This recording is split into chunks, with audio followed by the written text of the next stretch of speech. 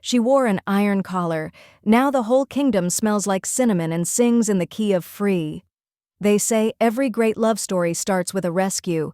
Mine started with a collar burning my throat, a blood price paid in the dark, and a king who fell to his knees in the snow just to claim me.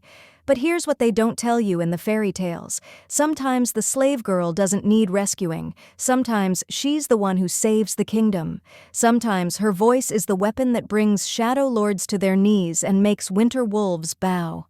My name is Lark Thorne. I was 29 when I was sold like cattle in a night market. 3 days later, I was queen. This is the story of how an iron collar became a crown, how cinnamon became my signature scent, and how I learned that the most dangerous thing in any kingdom isn't magic or monsters. It's a woman who finally finds her voice. Stay with me. This gets wild. Chapter 1. The Collar That Sang Iron. The thing about iron is that it doesn't just bind you, it sings. A low, cruel hum that vibrates through your bones and reminds you with every breath that you're owned, that you're nothing, that your magic, your voice, your very soul has been reduced to a price tag dangling from a rusty chain. I'd been wearing that collar for 3 months when they dragged me onto the auction platform in Valewood's night market.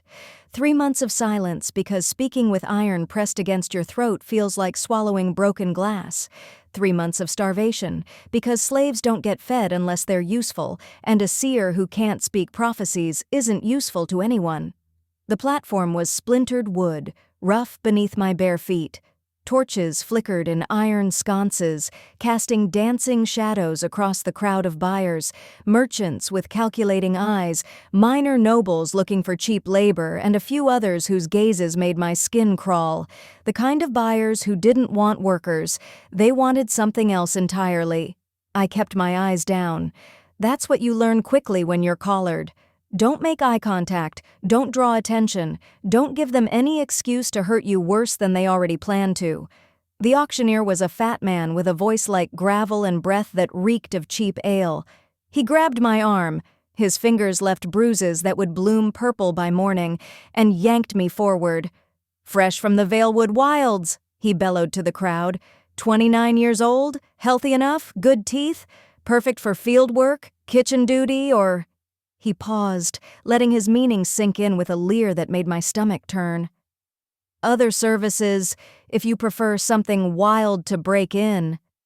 Laughter rippled through the crowd. Harsh, ugly laughter that treated my humanity like a joke. I'd promised myself I wouldn't speak. Speaking meant pain. The iron would tighten, burn, make me regret every syllable. But something in me snapped. Maybe it was hunger making me delirious. Maybe it was the 3 months of silence finally boiling over. Maybe it was just that I'd been broken down so many times that I'd forgotten how to stay quiet. I lifted my head, met the auctioneer's eyes, and whispered the first words I'd spoken in 3 days. "Don't touch me. My voice costs more than your life." The iron collar flared hot against my skin. I gasped, swallowing the scream that wanted to tear from my throat, but I didn't look away. The auctioneer's hand dropped from my arm. For just a moment, something flickered in his eyes. Not fear exactly, but uncertainty. Like maybe, just maybe, he'd heard the truth beneath my words. The crowd had gone quiet. That particular kind of quiet that means people are paying attention, waiting to see what happens next. And that's when she stepped forward. Keeper Mab was not a woman you could overlook. Even in the flickering torchlight of a seedy night market, she commanded presence. 300 years old, though she looked maybe 50, the kind of ageless that came from moon magic and blood prices. Silver hair braided with tiny bells that chimed softly as she moved, eyes that glowed faint lavender in the dark. She wore a cloak of midnight blue that seemed to ripple like water, and she smelled of herbs and old magic, and something wild that made my seer's senses prickle with recognition. She was a moon witch, one of the old ones, from before the kingdoms fell and the laws changed, and magic became something to collar and control. Mab walked straight to the platform without hesitation, without fear. She pulled out a leather pouch and counted out 30 pieces of silver onto the auctioneer's table. Each coin rang clear and bright as it fell. Then she did something I'd never seen anyone do at an auction. She pulled a small vial from her belt, uncorked it, and poured dark red liquid onto the coins. Blood. Her own blood, I realized, watching it pool around the silver. "I'll take the collar too," she said, her voice carrying that particular resonance that came from centuries of spell work. Blood price. The old way. The crowd gasped. Blood prices had been illegal for 200 years. Paying in blood meant you were binding yourself to the purchased person, taking responsibility for their actions, their magic, their very existence. It was the difference between owning property and claiming kin. The auctioneer's face went pale. "Keeper Mab, you can't, the magistrate," Mab interrupted calmly, "can take his concerns to the Moon Council. Blood price supersedes Crown law, you know this. Now unlock her collar before I decide your auctioneering license would look better as kindling." Her tone never rose. She didn't threaten. She simply stated facts with the absolute certainty of someone who'd been terrifying bureaucrats since before their grandparents were born. The auctioneer's hands shook as he pulled out his key ring. He approached me slowly, like I might bite, and fitted the key into the lock at the back of my collar. The moment the iron fell away, the world exploded. My magic, compressed and suffocated for 3 months, burst free like a dam breaking. I felt it rush through my veins, hot and bright and wild, filling all the empty spaces the iron had carved out of me. My seer's sight snapped back into focus, and suddenly I could see everything. The threads of fate tangling around every person in the market, the shimmer of old spells in the cobblestones, the weight of hundreds of years of desperate bargains and broken promises soaking into the very air. And somewhere in the distance, tower bells began to ring. All of them, all at once, though there was no wind to move them. Mab smiled. There she is. Chapter 2. The healer who paid in blood Mab's cottage sat at the edge of Valewood town, where the cobblestone streets gave way to wild forest and the air smelled of pine and possibility. It was smaller than I expected for a 300-year-old moon witch, just 2 rooms really, plus a back room separated by a curtain of strung herbs and crystals, but it was warm. So warm, after 3 months of cold stone cells and colder iron. She sat me by the fire and handed me a bowl of stew that smelled like heaven. I wanted to devour it, but my hands were shaking too badly to hold the spoon steady. "Slowly," Mab said, her voice gentler than it had been in the market. "Your body forgot how to eat. Give it time to remember. I managed 3 spoonfuls before my stomach cramped, and I had to stop. It was humiliating, being so weak I couldn't even eat properly, but Mab just took the bowl away and replaced it with a cup of tea that tasted of mint and moonlight." "The collar," I whispered, my voice still raspy from disuse and damage. "Why did you pay blood price?" Mab settled into the chair across from me, her lavender eyes studying my face with an intensity that made me feel seen in a way I hadn't been in years. "Because I heard you." "Heard me?" 3 days ago. You screamed in your cell. Do you remember? You thought no one was listening, but sound carries differently when you're a seer. It carries on threads of fate." She leaned forward. "You screamed that you were tired of being silent, that if you ever got free, you'd use your voice to burn down every system that tried to cage women like us." I did remember. It had been a moment of weakness, of desperation. I'd thought I was alone. "I've been alive for 300 years, Lark Thorne," Mab continued. "I've seen kingdoms rise and fall. I've watched magic users go from revered to feared to collared like animals, and I've been waiting for someone angry enough and powerful enough to change things." She smiled. "You're angry. And once you remember how powerful you are, you're going to shake the foundations of this entire kingdom." Before I could respond, a voice called from the back room. "Ma, is she awake?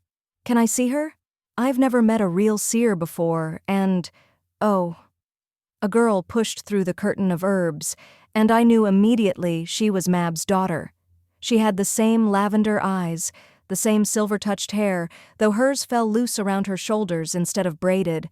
She looked about 16, and she was staring at me with open, unabashed curiosity.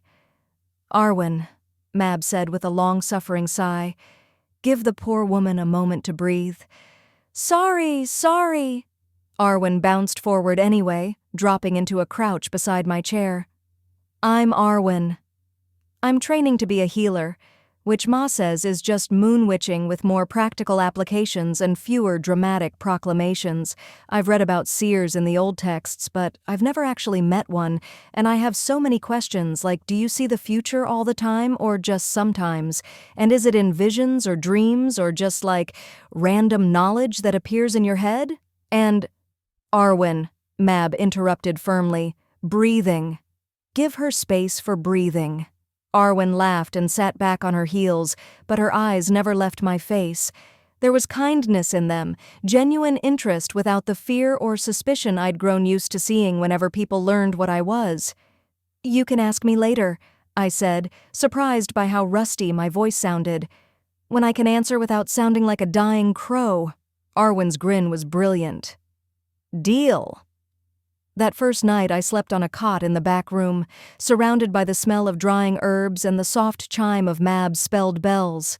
It was the first time in 3 months I'd slept without iron against my throat, without the constant hum of binding magic in my bones. And that's when the visions started again. I was running through snow. My bare feet should have been cold, but I felt nothing except the driving need to move, to run, to find. Trees blurred past me in shades of white and gray. My breath came in sharp pants that clouded the air. I was hunting. No, not hunting. Searching. For her. For the one who smelled like cinnamon and iron and starlight. For the voice that sang in my bones even when I'd never heard it speak. For mine. The thought resonated through my entire being with the force of absolute truth. Mine. My mate. My queen. Mine.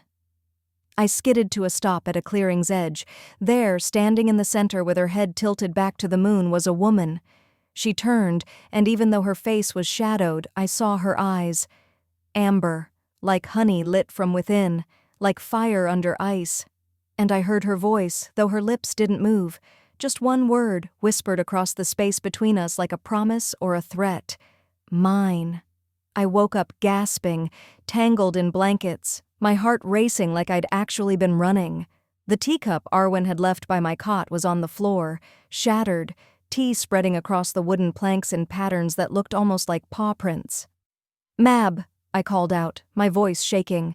Mab, I need to tell you something. She appeared in the doorway instantly, as if she'd been waiting. You had a vision. I was a wolf, I said, the words tumbling out.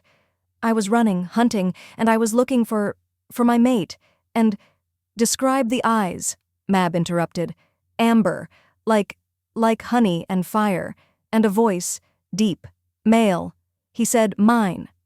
Mab's expression shifted into something between resignation and grim satisfaction. Of course he did, because fate has a sense of humor and nothing is ever simple. Who? I demanded. Who did I see? Mab sat on the edge of my cot, looking older than her 300 years for just a moment. Lark, have you ever heard of King Caius Voss? My blood went cold. Everyone in the kingdom had heard of Caius Voss. They called him the Winter Wolf, the White King, the Frost Throne. He'd taken the crown 10 years ago after his father died, and he ruled the northern territories with a reputation for brutal efficiency and inhuman cold. They said he was more wolf than man, that he could freeze a person's blood in their veins with just a look, that he'd never taken a mate because no one could survive the winter of his touch. The king, I whispered. I saw the king. And he's been looking for you, Mab said quietly. Every seer in 3 kingdoms has felt it. The winter wolf's hunt for his mate. He's been searching for 2 years, following the scent of cinnamon and iron across half the continent. And now you're awake, your magic is free, and he's going to feel you like a beacon fire in the dark. But I'm nobody, I protested. I was a slave. You were collared, Mab corrected sharply. There's a difference. The iron suppressed your power, but it didn't erase what you are. You're a seer, Lark, a true voice, and whether you like it or not, you're about to become a queen? She stood, moved to the window, and pulled back the curtain to look out at the night. "He'll be here in 2 days," she said. "Maybe less, now that you've had that vision. The bond pulls both ways. He's probably already running." I touched my throat where the collar had been. The skin was still raw, still tender. 2 days ago I'd been property. Now a 300-year-old witch was telling me a king was coming to claim me. "What if I don't want this?" I asked quietly. Mab turned back to me, and her lavender eyes were soft. "Then you tell him no. Blood price means you're my kin now, Lark, my family, and no one, not even a king, takes my family without consent." That should have been comforting, but as I lay back down and listened to the wind picking up outside, I couldn't shake the memory of that amber-eyed wolf or the way that single word had resonated in my bones. Mine. Somewhere in the distance, I swore I heard a wolf howl. Chapter 3. The magistrate who smelled shadow morning came too quickly. I woke to the smell of bread baking and voices in the main room, Mab's calm alto and another voice, male, smooth as poisoned honey. I recognized that voice, Magistrate Corwin. I'd seen him once briefly when I was first brought to Valewood in chains. He'd watched the procession of collared prisoners with a smile that never reached his eyes and a little leather-bound book where he made notes in cramped, spidery handwriting. I pressed myself against the back-room wall, listening. "Simply a courtesy visit, Keeper Mab," Corwin was saying. "I heard you made quite the spectacle at the night market yesterday. Blood price, no less. How traditional of you." "The old laws still stand," Mab replied evenly. "Or has the Crown finally decided to officially repeal them?" Of course not. Though between you and me, blood prices do make the paperwork rather complicated." A pause. "The girl you purchased. I'd like to examine her." "No." The word was flat, final, but Corwin just laughed softly. "Come now, Keeper. I'm not asking as a threat. It's simply protocol. We must ensure that any magic user freed from binding is stable, safe, you understand, given that she's a seer." Another pause, and I could practically hear his smile widening. "Well, seers are dangerous when they're not properly contained, for their own protection, you understand."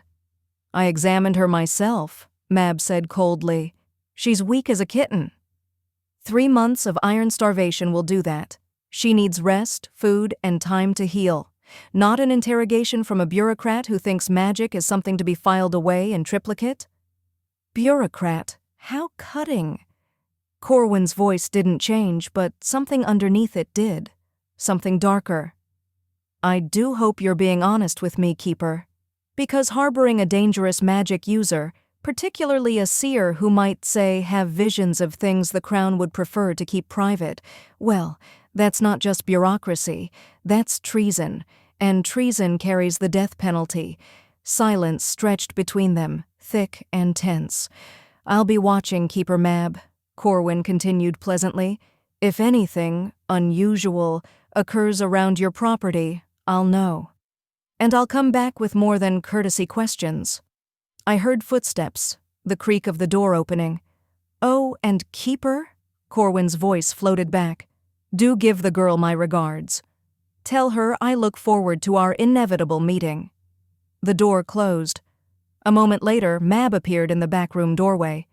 Her face was carefully neutral, but her hands were clenched into fists. "He knows," I said. "He suspects," Mab corrected, "which is almost as dangerous." She moved to the window, watching through the curtains as Corwin crossed the front garden. Magistrate Corwin is a viper in human skin. He's been consolidating power in Valewood for 5 years now, slowly building a network of informants and leverage. He collects secrets the way some men collect coins. "And he wants mine," I said quietly. "He wants everyone's." Mab let the curtain fall. "But yes, a seer's visions, particularly about the Crown, about the nobility, about the shadow contracts that keep certain people in power, those would be quite the collection piece." I thought about the vision I'd had. The Winter Wolf. The King. If Corwin knew that Caius Voss was coming here, to this cottage, to claim a former slave as his mate. "This is bad," I said. This is complicated, Mab agreed. But complicated I can work with. Bad would be if you were still collared and helpless. She turned to face me fully. Lark, I need you to listen carefully. In 2 days, maybe less, a king is going to arrive at my door. When he does, Corwin will know, and he'll try to use that knowledge to his advantage. How? Arwen asked from the doorway, making both of us jump. She had flour on her nose and determination in her eyes. How will he use it? Mab sighed. You're supposed to be kneading bread, not eavesdropping. I'm excellent at multitasking. Arwen came fully into the room and sat on my cot. Lark's family now? Blood price, which means whatever happens to her happens to us, right? So I need to know. Looking at her, barely 16 and fierce as her mother, I felt something crack in my chest. When was the last time someone had claimed me as family? When was the last time someone had said us and included me without hesitation? Mab's expression softened. Corwin will try to paint this as a scandal, a king claiming a former slave, a seer with uncontrolled visions. He'll whisper to the right ears that it's dangerous, inappropriate, that Caius Voss is being manipulated by a woman with magic he can't control. He'll use fear to turn the court against both of you before the bond is even fully formed. So what do we do? I asked. Mab smiled then, sharp and wicked. We make sure that when the Wolf King arrives, he does it in a way that's impossible to spin. Public, undeniable. And most importantly, we make sure you're not a victim in need of rescue. You're the one with power. She pulled something from her pocket and held it out, the iron collar. Broken now, split in half, but she'd kept it. When Caius comes, Mab said, make him destroy this. Make him kneel. Make him understand that you're not some prize to be claimed. You're the seer who survived iron, and if he wants you, he's going to have to earn you. I took the broken collar, feeling its weight in my hands. 3 months of agony and silence, reduced to jagged metal. I can do that, I said. Outside, snow had started to fall. The first snow of the season, early and unseasonable. Arwen went to the window and pressed her palm against the glass. He's coming, she whispered. I felt it too, a pull, deep in my chest, like a hook behind my ribs tugging me north, toward winter, toward amber eyes, and a voice that called me mine. Then let's make sure I'm ready, I said. And somewhere in the distance, closer than before, I heard that wolf howl again. Chapter 4. The cottage that housed a secret Mab spent the next day teaching me something I'd never had the chance to learn while collared, how to control my visions instead of being drowned by them. Your power is voice, she explained, sitting across from me in the back room with a dozen candles lit between us. Seers sing the future. But iron made you afraid to use your voice at all. So now we rebuild that foundation. I don't sing, I protested. Arwen, grinding herbs in the corner, snorted. Everyone sings. You're just scared of what happens when you do. She wasn't wrong. Every time I'd opened my mouth in the cells, the collar had burned. Speaking had become synonymous with pain. And singing? That required breath, openness, vulnerability, all things that got you hurt when you were collared. Start small, Mab instructed. Just a hum. No words. Let me hear your resonance. I closed my eyes and hummed, barely louder than a breath. The sound felt rusty, uncertain, but as I sustained the note, something strange happened. The candle flames between us flickered in unison, all bending toward me like flowers toward sun. There, Mab said softly. That's your foundation. Pure sound. Now, while you hum, I want you to think about your vision. The wolf, the king. Don't try to control it. Just observe. I kept humming and let my mind drift to that dream. Snow under my paws. The driving need to find her, find my mate, find mine. And as I thought about it, the candles began to dance more wildly. The flame patterns formed shapes. A running wolf, a crescent moon, and there, in the center, 2 figures facing each other in the snow. You're already prophesying, Mab breathed. The candles are showing me what you're seeing. Do you understand what that means, Lark? Your voice doesn't just predict the future, it shapes it. I stopped humming, and the candles settled back to normal flames. That's impossible. No, Arwen said from her corner. That's terrifying, and really, really cool. It's truth-telling, Mab corrected. The oldest, most powerful form of seer magic. Your voice doesn't lie, Lark. It can't. And when you speak, reality bends to match your words because truth is more powerful than any illusion or shadow. She reached across the candles and took my hands. When Caius arrives tomorrow, and he will arrive tomorrow, the snow is already telling me, you need to understand something crucial. He's going to feel the bond pulling him to you with overwhelming force. Moon bonds between shifters and their mates are intense, consuming, and he's been hunting for you for 2 years. He's going to be half mad with the need to claim you, to protect you, to mark you as his. That sounds alarming, I said. It is, Mab agreed bluntly, which is why you need to establish control immediately. Make him prove he sees you as an equal, not as property. Because if you don't, if you let him simply sweep you away in the bond madness, Corwin will use it to destroy both of you. He'll paint you as a victim, a manipulated slave, and Caius as a tyrant who collects women. I thought about that vision. The way the wolf had thought mine with such absolute certainty. The way I'd felt that same pull, that same need to claim. The bond goes both ways, I said slowly. I felt it too. He's mine as much as I'm his. Mab's smile was fierce. Exactly. Now make sure he understands that. That night, I had 3 more visions. In the first, I saw Magistrate Corwin standing in a circle of 7 other men, all dressed in black robes. Shadow magic pooled around their feet like living smoke, and in the center of their circle was a map of the kingdom with pins stuck through 3 locations: Valewood, the capital Winterstone, and a third place I didn't recognize. Corwin smiled and pushed a 4th pin into the map, right where Mab's cottage would be. In the second vision, I saw Caius Voss in wolf form, running through snow so thick I could barely see his white fur. But I could hear his thoughts, feel his desperation.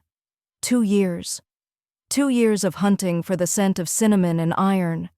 2 years of dreams where he saw amber eyes and felt the brush of a mate bond that disappeared every time he woke. He was exhausted, desperate, and so close he could taste the air changing. The third vision made me bolt upright in bed, gasping. It was me, standing in Mab's front garden in a crown made of ice and cinnamon bark. Caius knelt before me in the snow, his throat bared, his amber eyes fierce with something between worship and challenge. Behind us the cottage was burning, and in the shadows between the trees I saw Corwin watching, his leather book open, writing down everything. "Mab!" I called out. She appeared instantly, carrying a candle. Another vision? 3. I described them all, my voice shaking on the last one. "Why is the cottage burning?" Mab set the candle down carefully and sat on the edge of my cot. Her face was grave. "Because Corwin is going to try to kill us. All 3 of us. He'll call it an accident, a magical mishap. And with a newly claimed seer and a besotted king as witnesses, who would question the magistrate's official report? We have to leave," I said. "Get out before—" "No." Mab's voice was iron hard. "We stand our ground, because if we run, Corwin wins. He gets to write the story. But if we make the claiming public, if we force him to witness the bond in front of the whole town, then he can't make you disappear quietly. You become too visible to erase." "And the fire?" I asked. "We'll be ready for it." She patted my hand. "Arwen is better with water spells than she lets on, and you, my dear, are going to learn how to use that voice of yours to protect what's yours." She stood to leave, then paused at the doorway. "Lark? In your vision, when you were crowned, were you afraid?" I thought about it, closed my eyes and sank back into that moment. Standing in snow, crown on my head, the cottage burning behind me, Caius at my feet, Corwin watching from the shadows. "No," I said quietly. "I was angry. Mab's smile was wolfish. Good. Anger is better than fear. Anger means you'll fight back. She left me alone with the candle and my thoughts. I touched my throat where the collar had been, feeling the tender skin. In less than 24 hours, a king would arrive. A magistrate would make his move, and I would have to choose what kind of queen I wanted to be. Not the rescued victim, not the manipulated slave, but the woman who survived iron and came out singing. I blew out the candle and settled back into bed. Outside, the snow fell harder, and in the distance, getting closer with every passing hour, I felt him running. The winter wolf, the White King, mine. Ready or not, tomorrow was going to change everything. Chapter 5. The Wolf Who Tracked Cinnamon. The ground started trembling 2 hours before dawn. I felt it first in my bones, a rhythmic pounding that matched the cadence of running paws. 4-beat, steady, getting closer.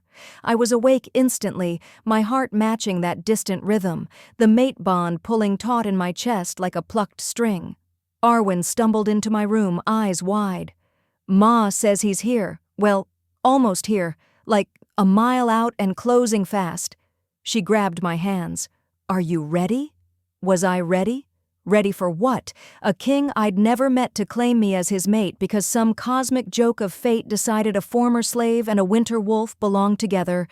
Ready to face down a corrupt magistrate who wanted us both dead? Ready to stop being prey and start being predator? No, I said honestly, but I'm doing it anyway. Mab appeared behind her daughter, already dressed in her full moonwitch regalia, midnight blue robes, silver bells braided into her hair, and a staff carved from white birch that hummed with old magic. She looked every inch the 300-year-old power she was. He'll come to the front garden, she said crisply. The bond will pull him straight here. Corwin's watching. I can feel his spy spells in the air. So this needs to be loud, public, and undeniable. The whole town needs to see this. How? I asked, pulling on the simple dress Arwen had lent me. It's not even dawn yet. Mab's smile was wicked. Oh, the dawn is coming, and it's going to be spectacular. She moved to the window and raised her staff. When she struck it against the floor 3 times, the sound rang out like a bell, not just in the cottage, but across the entire town. I felt it echo in my chest, in my bones, and I knew everyone within a mile heard it too. Moon summons, Arwen breathed. Ma hasn't done one of those in 50 years. What's a moon summons? I asked. A command that can't be ignored. When a moon witch calls, people come. Mab lowered her staff and turned to me. Every person in Valewood is going to wake up right now with the overwhelming compulsion to come witness something important. They won't know what. They'll just know they have to be here, including Magistrate Corwin. And the king? I asked. As if in answer, the trembling in the ground intensified. Through the window, I saw the first gray light of pre-dawn touching the sky. And there, at the edge of the forest, a massive white shape burst from between the trees. The winter wolf. He was enormous, easily the size of a small horse, with fur so white it seemed to glow against the shadows. His eyes were exactly as I'd seen them in my vision, amber, bright as fire, locked onto the cottage with single-minded intensity.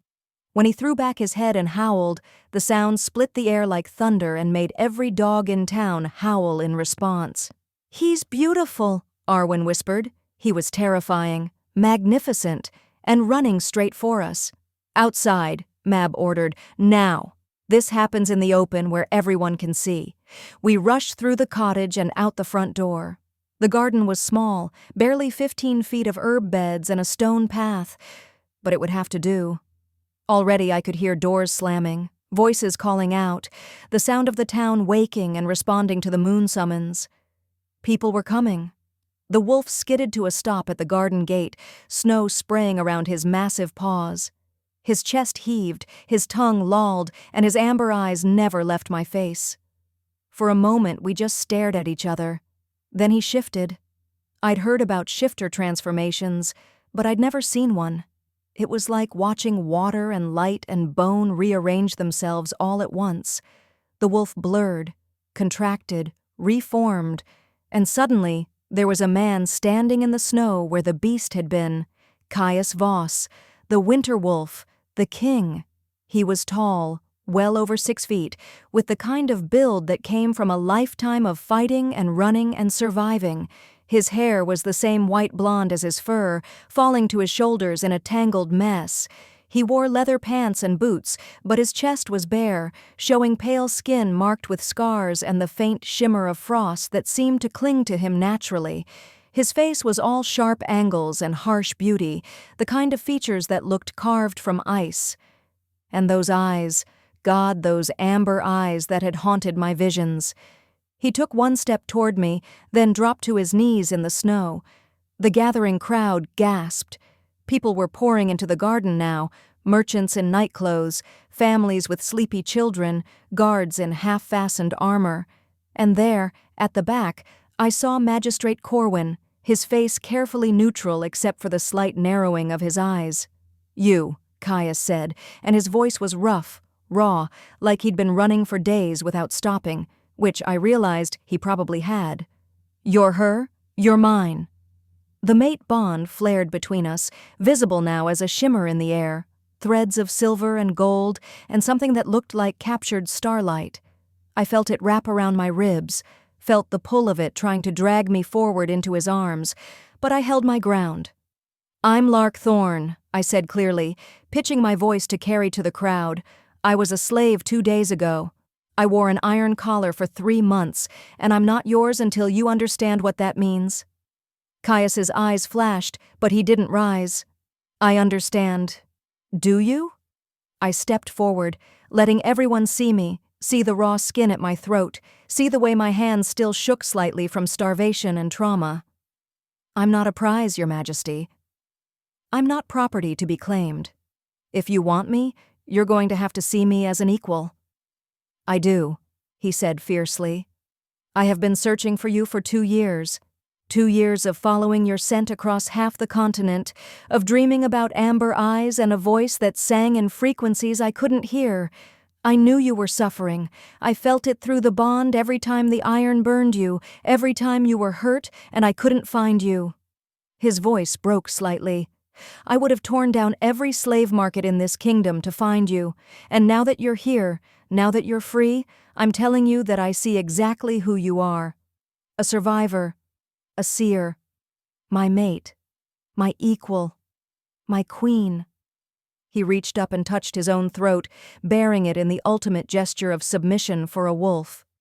"You bought your freedom with blood price, now I offer you mine. You can accept this bond or reject it, but either way you'll do it as a free woman, not a slave. Never again." The crowd was dead silent. I could feel Corwin's gaze burning into my back, could sense him calculating, figuring out how to spin this, but Mab was right. This was too public now, too witnessed. He couldn't make me disappear quietly. I pulled the broken iron collar from my pocket, where I'd kept it since Mab gave it to me. This is what they used to silence me, to control me, to make me less than human. I held it out to Caius. "If you want me to believe you see me as equal, destroy this, not with magic, with your hands. Show me that you're willing to feel even a fraction of what I felt." Caius took the broken collar pieces from my hand, iron-burned shifters worse than it burned magic users. It was poisonous to them, anathema to their nature. His hands started smoking the moment he touched it, his jaw clenched against obvious pain, but he didn't drop it. Instead, he stood, holding my gaze, and began to bend the iron. His hands bled where the metal cut into his palms. His arms shook with effort. The smell of burning flesh mixed with the crisp scent of snow. And then, with a sound like breaking bone, he snapped the collar completely in half and then into quarters, reducing it to jagged pieces that fell smoking into the snow. He held out his burned, bleeding hands to me. "No chains. Not for you. Not for anyone under my rule. I swear it on my crown and on this bond." That was when I felt it, the truth of his words resonating in my seer's senses. He meant it, every word. The bond wasn't just pulling me toward him physically, it was showing me his soul, raw and honest and desperate. I stepped forward and took his hands, ignoring the blood. The moment we touched, the bond flared brilliant white gold, and I gasped as I felt everything he'd been feeling. 2 years of searching, the madness of being so close but never close enough, the rage at every slave market, every collar, every system that treated people as property, and underneath it all, a bone-deep loneliness that matched my own. "I see you," I whispered, "and you're mine too." Caius made a sound halfway between a laugh and a sob, and then he was pulling me close, his forehead pressing against mine, both of us trembling with the force of the bond snapping fully into place. Snow began to fall upward around us, a phenomenon I'd only read about in old texts about true mate bonds. The flakes rose from the ground like stars, swirling around us in patterns that looked almost like runes. "My queen," he breathed, "my mate, mine." "Ours," I corrected, and felt him smile against my skin. The crowd erupted into cheers and gasps and excited chatter. But I was dimly aware of Magistrate Corwin pushing through the throng, his face a mask of pleasant surprise that didn't reach his eyes. "Your Majesty," he called out.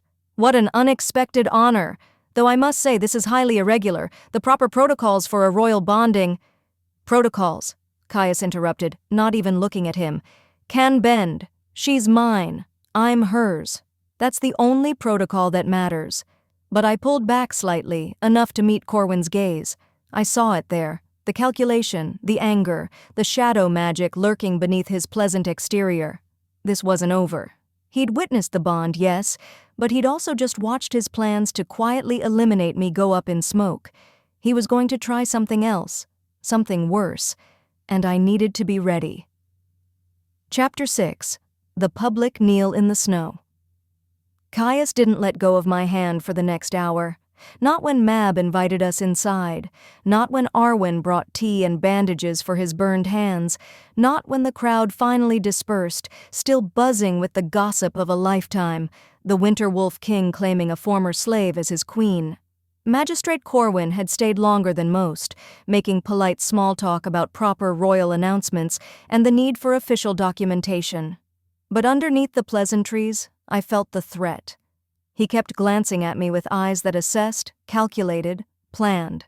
When he finally left, Mab locked the door and set 3 separate ward spells.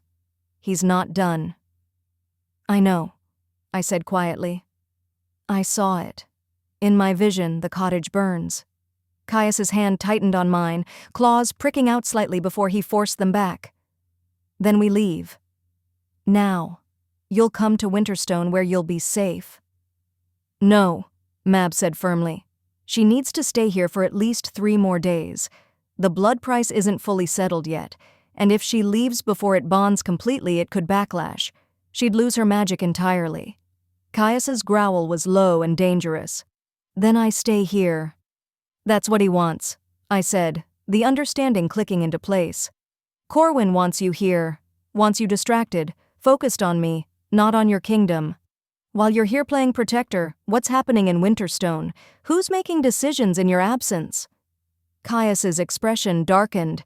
"My council. Led by my beta, Lord Draven." "Your cousin," Mab said, and something in her tone made my seer senses prickle. "You don't trust him," I said. "I don't trust anyone right now," Caius admitted. "The crown has been complicated lately. There are factions forming. Some want me to expand the borders, start wars with the neighboring kingdoms. Others want me to focus on internal reforms. And there's a third group that I can't quite get a read on. They meet in secret, move in shadows, and always seem to have information they shouldn't." "Shadow magic," I breathed. "In my vision, I saw Corwin with 7 others in black robes. They had a map with pins, one for here, one for Winterstone, and others I didn't recognize." Caius went very still. "Describe the others in your vision." I closed my eyes, sinking back into that memory. 7 figures around a shadow circle. Most were indistinct, but one. There was one who stood at Corwin's right. taller than the others. His robes had silver embroidery at the collar, and when he spoke, the shadows moved like they were listening. "Draven," Caius said flatly. "That's Draven's formal robes. He had them commissioned last year, insisted on the silver threads despite tradition saying beta wolves wear only black. The pieces were falling into place: a corrupt magistrate in Valewood, a beta with shadow connections in Winterstone, and a king distracted by the mate bond, stuck away from his seat of power. This is a trap," I said, "not just for me. For both of us. They want you here, away from your crown so they can, what? Stage a coup? Or create enough chaos that when they strike, no one will know who to trust," Mab added grimly. She moved to the window, looking out at the snow. "Blood magic and shadow magic are old enemies. They're opposite forces. But they're also the two hardest types of magic to detect or control. If Corwin and Draven are working together, they could tear the kingdom apart," Arwen finished quietly. She'd been silent until now, grinding herbs with shaking hands. "And blame it on the instability of a new queen who used to be a slave. They'd say she cursed the king, made him weak, divided the crown." I felt sick. This was bigger than me, bigger than a slave girl who got lucky. This was about power and control and the systematic manipulation of an entire kingdom. "So what do we do?" I asked. Caius stood, pacing like the wolf he was. "I go back to Winterstone. Now. I confront Draven before he can make his move. And leave Lark here vulnerable?" Mab shook her head. "The moment you leave, Corwin will strike. He's not subtle when he thinks he can win." "Then I take her with me, blood price be damned. And risk her losing her magic? The very magic that makes her valuable to you as queen?" Mab's voice was sharp. "Think, Your Majesty. Your mate isn't just a pretty face or a warm bed.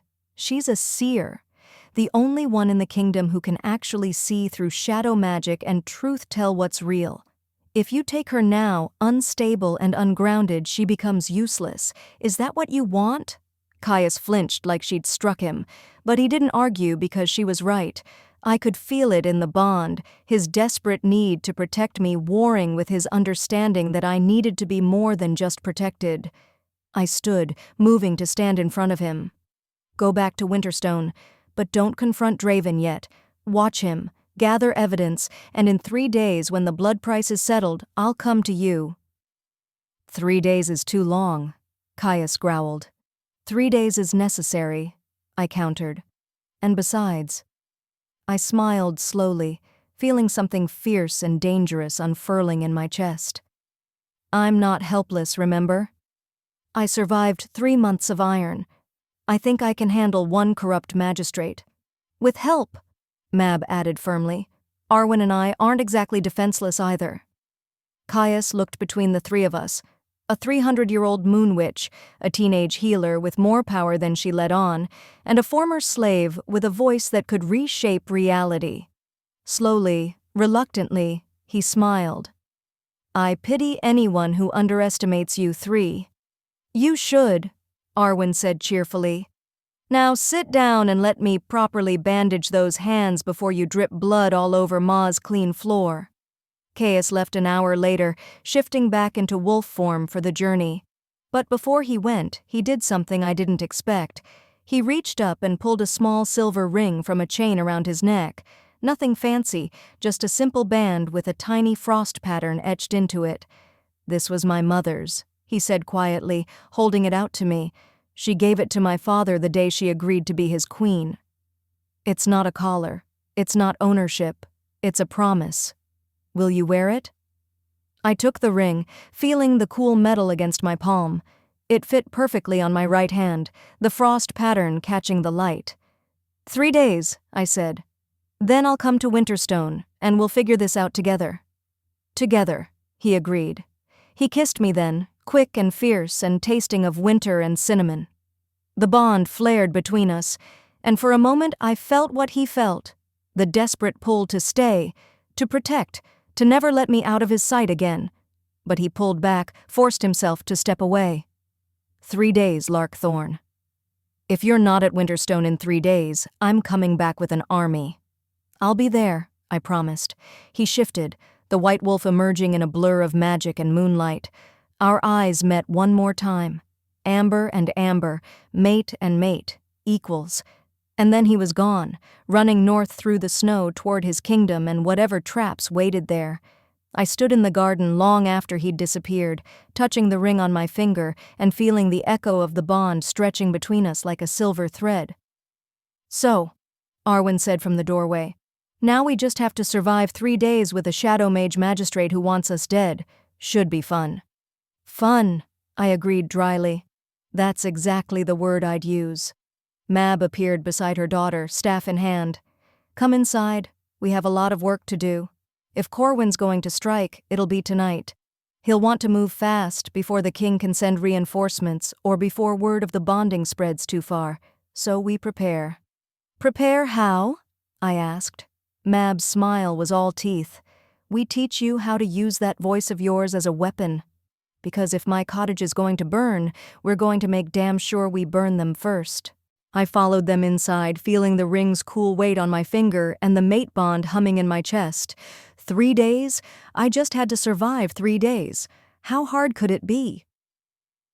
Chapter 7. The Magistrate Who Cried Treason. The attack came at midnight. I'd been half expecting it, honestly. Villains always struck at midnight. It was dramatic. It was when guards were tired, and it gave you plausible deniability if things went wrong. Still, when I heard the first shatter of glass and saw shadows pouring through Mab's front window like living smoke, my heart kicked into overdrive. "Arwen!" Mab shouted from the main room. "North Ward now!" I scrambled out of bed, still wearing the simple dress from earlier. No time to grab anything else. The back room was already filling with shadow, tendrils of darkness that moved with purpose, seeking, hunting. They smelled like rot and old magic, and underneath it all, something that made my seer senses scream danger. I opened my mouth and sang. Not words, not yet, just a single clear note that cut through the darkness like a blade. The shadows recoiled, hissing, and suddenly I could see again, could breathe. "Good," Mab's voice called. "Hold that note and come to me." I kept singing as I stumbled through the back room curtain. The main room was chaos. Shadows poured through the broken window, through cracks in the door, even seeping up between floorboards. Arwen stood in the north corner, hands raised, water from a shattered pitcher floating in the air around her like a shield. Mab was in the center, staff blazing with lunar light, spinning in patterns that kept the shadows at bay. But there were too many. For every shadow they pushed back, 2 more appeared. And then I saw him. Magistrate Corwin, standing just outside the broken window, his pleasant mask finally dropped. His face was twisted with concentration, hands moving in complex patterns as he directed the shadow assault. Behind him, I counted 6 others in black robes, the shadow circle from my vision. "Keep her, Mab," Corwin called out, his voice mockingly polite. What a terrible accident. A shadow manifestation during the new moon. Such unfortunate timing. I'm afraid by the time we get it under control there may be casualties. Such a tragedy. "You mean murder," Mab spat back. "The Moon Council will hear about this." "Will they?" "I'm the local magistrate keeper. My report is the one they'll read. And my report will say that a dangerous seer, improperly freed, lost control of her magic and caused a shadow breach that killed you and your daughter. Very sad, very regrettable. But these things happen when blood prices are paid for criminals. He was going to kill us and blame me. Pin it all on the former slave who didn't know how to control her power. And with Caius gone, with no witnesses except Corwin's own people, who would question his official report? Something hot and fierce ignited in my chest. No more being the victim. No more letting people write my story for me. I stopped humming and started singing words.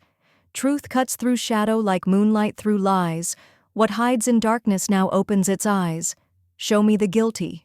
Reveal their true face. Strip away power from those without grace. My voice rang out, clear and strong, and reality rippled.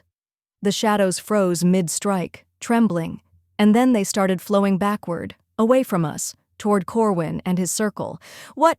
Corwin's eyes went wide. No, I'm controlling, but he wasn't. Not anymore, because I'd sung truth, and truth was more powerful than any shadow magic. The darkness wrapped around Corwin and his 6 companions, forming chains of living night that bound them in place. They couldn't move, couldn't run, could only stand there as their own magic turned traitor. Lark, Mab breathed. Do you understand what you just did? I did, actually. My seer senses were showing me everything now. The web of lies and manipulation Corwin had woven, the shadow contracts he'd made, the blood on his hands from dozens of other accidents over the years. He'd been doing this for decades, quietly eliminating anyone who threatened his power, always with plausible deniability, always with an official report that blamed the victim. I saw truth, I said, and I spoke it. And reality had to listen. Corwin was struggling against the shadow chains, his face purple with rage. You stupid girl! Do you have any idea what you've done? The contracts I've made, the people I answer to, they'll come for you. You can't just— Can't what? I stepped closer to the broken window, letting him see me clearly. The former slave, the seer he'd tried to erase. Can't speak? Can't use my voice? Isn't that what the collar was for, magistrate? To keep people like me quiet so people like you could do whatever you wanted? I sang again, softer this time. Let the truth be written in frost and in flame. Let every witness remember his name. Let the moon record what shadows tried to hide. Let justice be served for those who died. The air around Corwin shimmered, and suddenly images began appearing in the frost on the windows. Faces. Dozens of faces. People he'd killed over the years. A merchant who'd discovered his smuggling operation, a minor noble who'd questioned his tax collection, a young seer, gods, barely 14, who'd seen too much in a vision and needed to be silenced. The 6 robed figures around him were screaming now, trying to break the chains, but it was useless. Truth had them, and truth didn't let go. Guards! Mab's voice boomed, amplified by moon magic. Witness this! Magistrate Corwin is guilty of treason, murder, and shadow magic. I call moon justice. And suddenly, the town guards who'd been lurking at a distance, probably paid off by Corwin, came rushing forward. But they weren't moving of their own volition. Moon justice was an old, old spell, one that compelled anyone who heard it to enforce the law, regardless of personal loyalty or bribery. They grabbed Corwin and the shadow circle, iron shackles appearing from nowhere to bind them properly. The shadows dissolved with hisses of defeat. Corwin looked at me with pure hatred. This isn't over. You think you've won, but you're just a pawn. A distraction. While you're here playing hero, the real game is happening in Winterstone, and your precious king is about to lose everything. My blood went cold. What did you do? He smiled, showing too many teeth. Draven sends his regards. He always was better at this than me. Then the guards dragged him away, still smiling, still confident that even in defeat, he'd won something. I turned to Mab, my hands shaking. We have to warn Caius. Already on it, Arwen said. She was at Mab's desk, scribbling frantically on a piece of parchment. Moon message. It'll reach him in an hour, maybe less. An hour might be too long, I said. The mate bond in my chest was pulled taut, vibrating with distant alarm. Something was wrong. Caius was in danger. I could feel it. Mab put a hand on my shoulder. The blood price isn't settled yet, Lark. If you try to go to him now— I'll risk it, I interrupted. He's in trouble. I can feel it through the bond. Then we all go, Arwen said firmly. She looked at her mother. Blood price can settle anywhere, right? It just needs 3 days and family. We're family, so we go together. Mab looked like she wanted to argue, but then she glanced at the broken window, at the frost images of Corwin's victims still flickering on the glass, and something in her expression hardened. All right, she said, we go together. But we go prepared.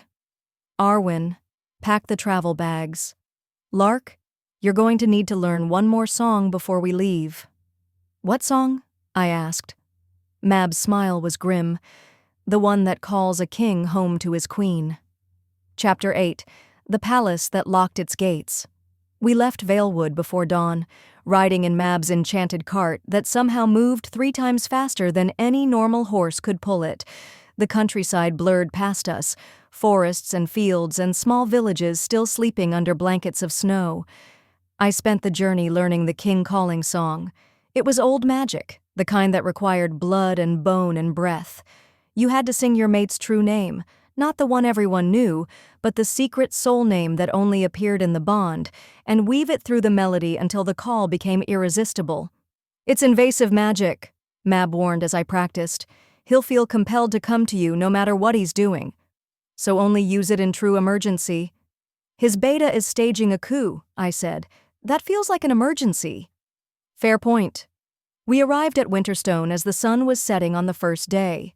The capital was massive, easily 10 times the size of Valewood, with buildings of white stone that seemed to glow in the fading light. The palace sat at the highest point, a fortress of towers and walls and enough defensive magic that I could see it shimmering in the air even from a distance. But something was wrong. The palace gates were closed. Not just closed, sealed. Massive wards glowed across them in patterns of ice and shadow, and there were no guards visible on the walls. "That's not normal," Arwen said quietly. An elderly woman selling apples at a street corner overheard.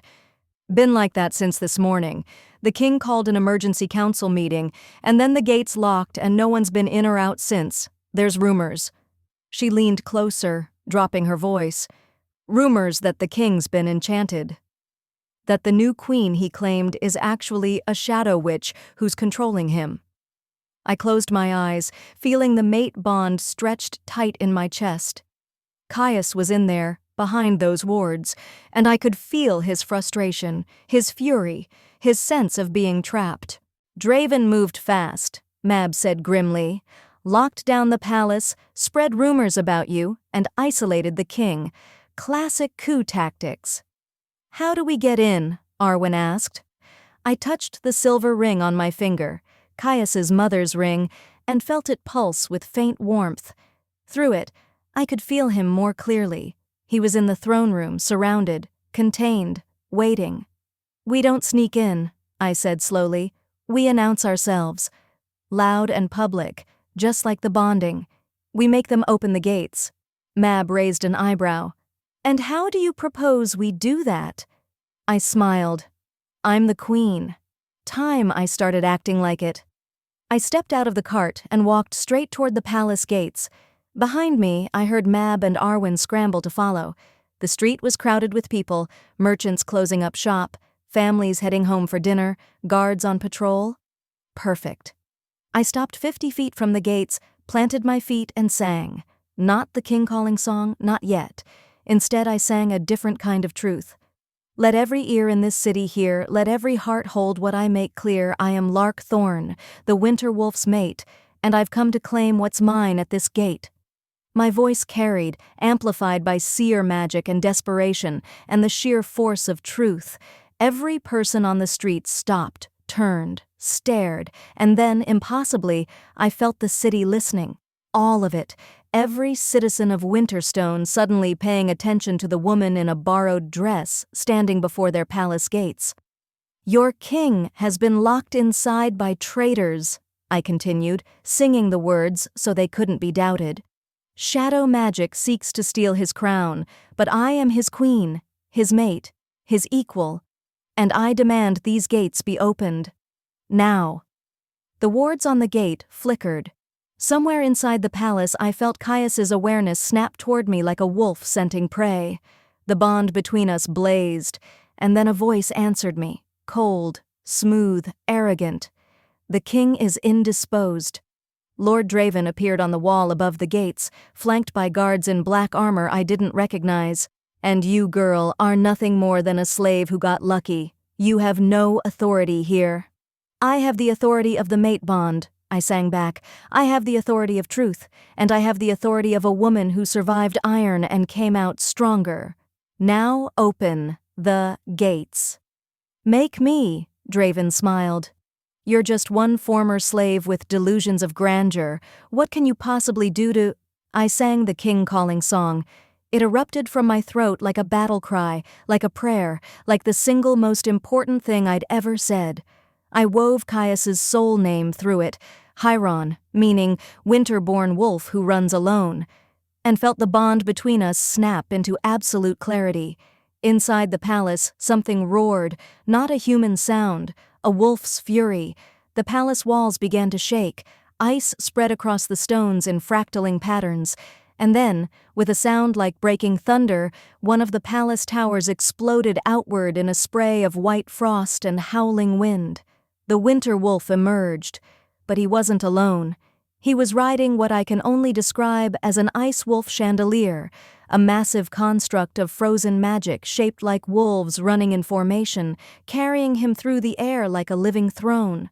It should have been impossible. It was impossible. But Caius had always been more wolf than man, and when his mate called, apparently physics became optional. He landed in the street beside me with a crash that cracked the cobblestones, the ice wolves dissipating into swirling snow. He was in half-shifted form, more wolf than human, with claws and fangs and eyes that burned pure amber fury. "You locked me in," he growled at Draven. "You sealed my palace. You spread lies about my mate." He stalked toward the gates, and with each step, the ground froze solid. "You made a very bad choice." Draven went pale. "Cousin, you don't understand. She's enchanted you, the shadow magic." "The only shadows here," I interrupted, singing the words, "are the ones you and Corwin summoned. The only traitor here is you, and truth will show it." I sang again, the same spell I'd used on Corwin. The air shimmered, and suddenly everyone could see it. The shadow contracts Draven had made, the letters between him and Corwin, the map with pins showing which council members to bribe or blackmail or eliminate. All of it, displayed in frost images across the palace walls. The crowd gasped. Guards turned on Draven, and the gates, finally, began to swing open. Caius shifted back to human form, though his eyes stayed wolf-bright. He pulled me close, and I felt the bond settle between us, satisfied that we were finally together again. 3 days, he murmured. "You said 3 days." "It's only been 1, I pointed out. "Felt like 3. He kissed me, fierce and possessive. "Also, Ice Wolf Chandelier was a bit much, don't you think?" I laughed, despite everything. "You made an entrance. I learned from the best." He pulled back, meeting my eyes. "Are you ready to be queen? Because it's about to get very political and very messy." I looked at the palace, at the gathered crowd, at Draven being dragged away in chains. I thought about the collar I'd worn, the silence I'd survived, the voice I'd reclaimed. "I'm ready," I said. "Let's show them what a queen sounds like." Hand in hand, we walked through the palace gates. Together, equals, king and queen. The real work was just beginning. Chapter 9. The Corruption That Hid in Court. The throne room of Winterstone Palace was exactly what you'd expect from a place called the Frost Throne, all soaring, ice-carved pillars, floors of polished white marble, and windows that let in light that seemed to crystallize the air itself. It was beautiful, it was cold, and it was full of nobles who looked at me like I was something the wolf dragged in, which, technically, I was. Caius had called an emergency council dinner for that very evening. No time to rest, no time to adjust, just straight into the fire of court politics. Mab and Arwen had been given rooms in the family wing, a mark of honor that made several nobles' eyes narrow, and I'd been rushed through a bath, stuffed into a silver gown that probably cost more than my entire village's yearly income, and deposited at Caius's side before I could fully process what was happening. Now I sat in a chair that felt more like a throne, at a table that could seat 30, surrounded by lords and ladies who radiated suspicion like expensive perfume. "Your Majesty," a woman with steel-gray hair and a dress that could cut glass said coldly, "perhaps you could introduce your companion." "My queen," Caius corrected, his voice flat and dangerous. "Queen Lark Thorne of Winterstone. my mate, my equal, and you will address her with the respect due her station, Lady Blackwood." Lady Blackwood's smile was all teeth. "Of course, Your Majesty. Though you must understand our concern. The proper protocols for a royal bonding include a period of courtship, an official announcement, approval from the council." "The moon bond doesn't require anyone's approval," I interrupted quietly. Everyone's attention snapped to me. "It exists or it doesn't. Fate chose us. We accepted.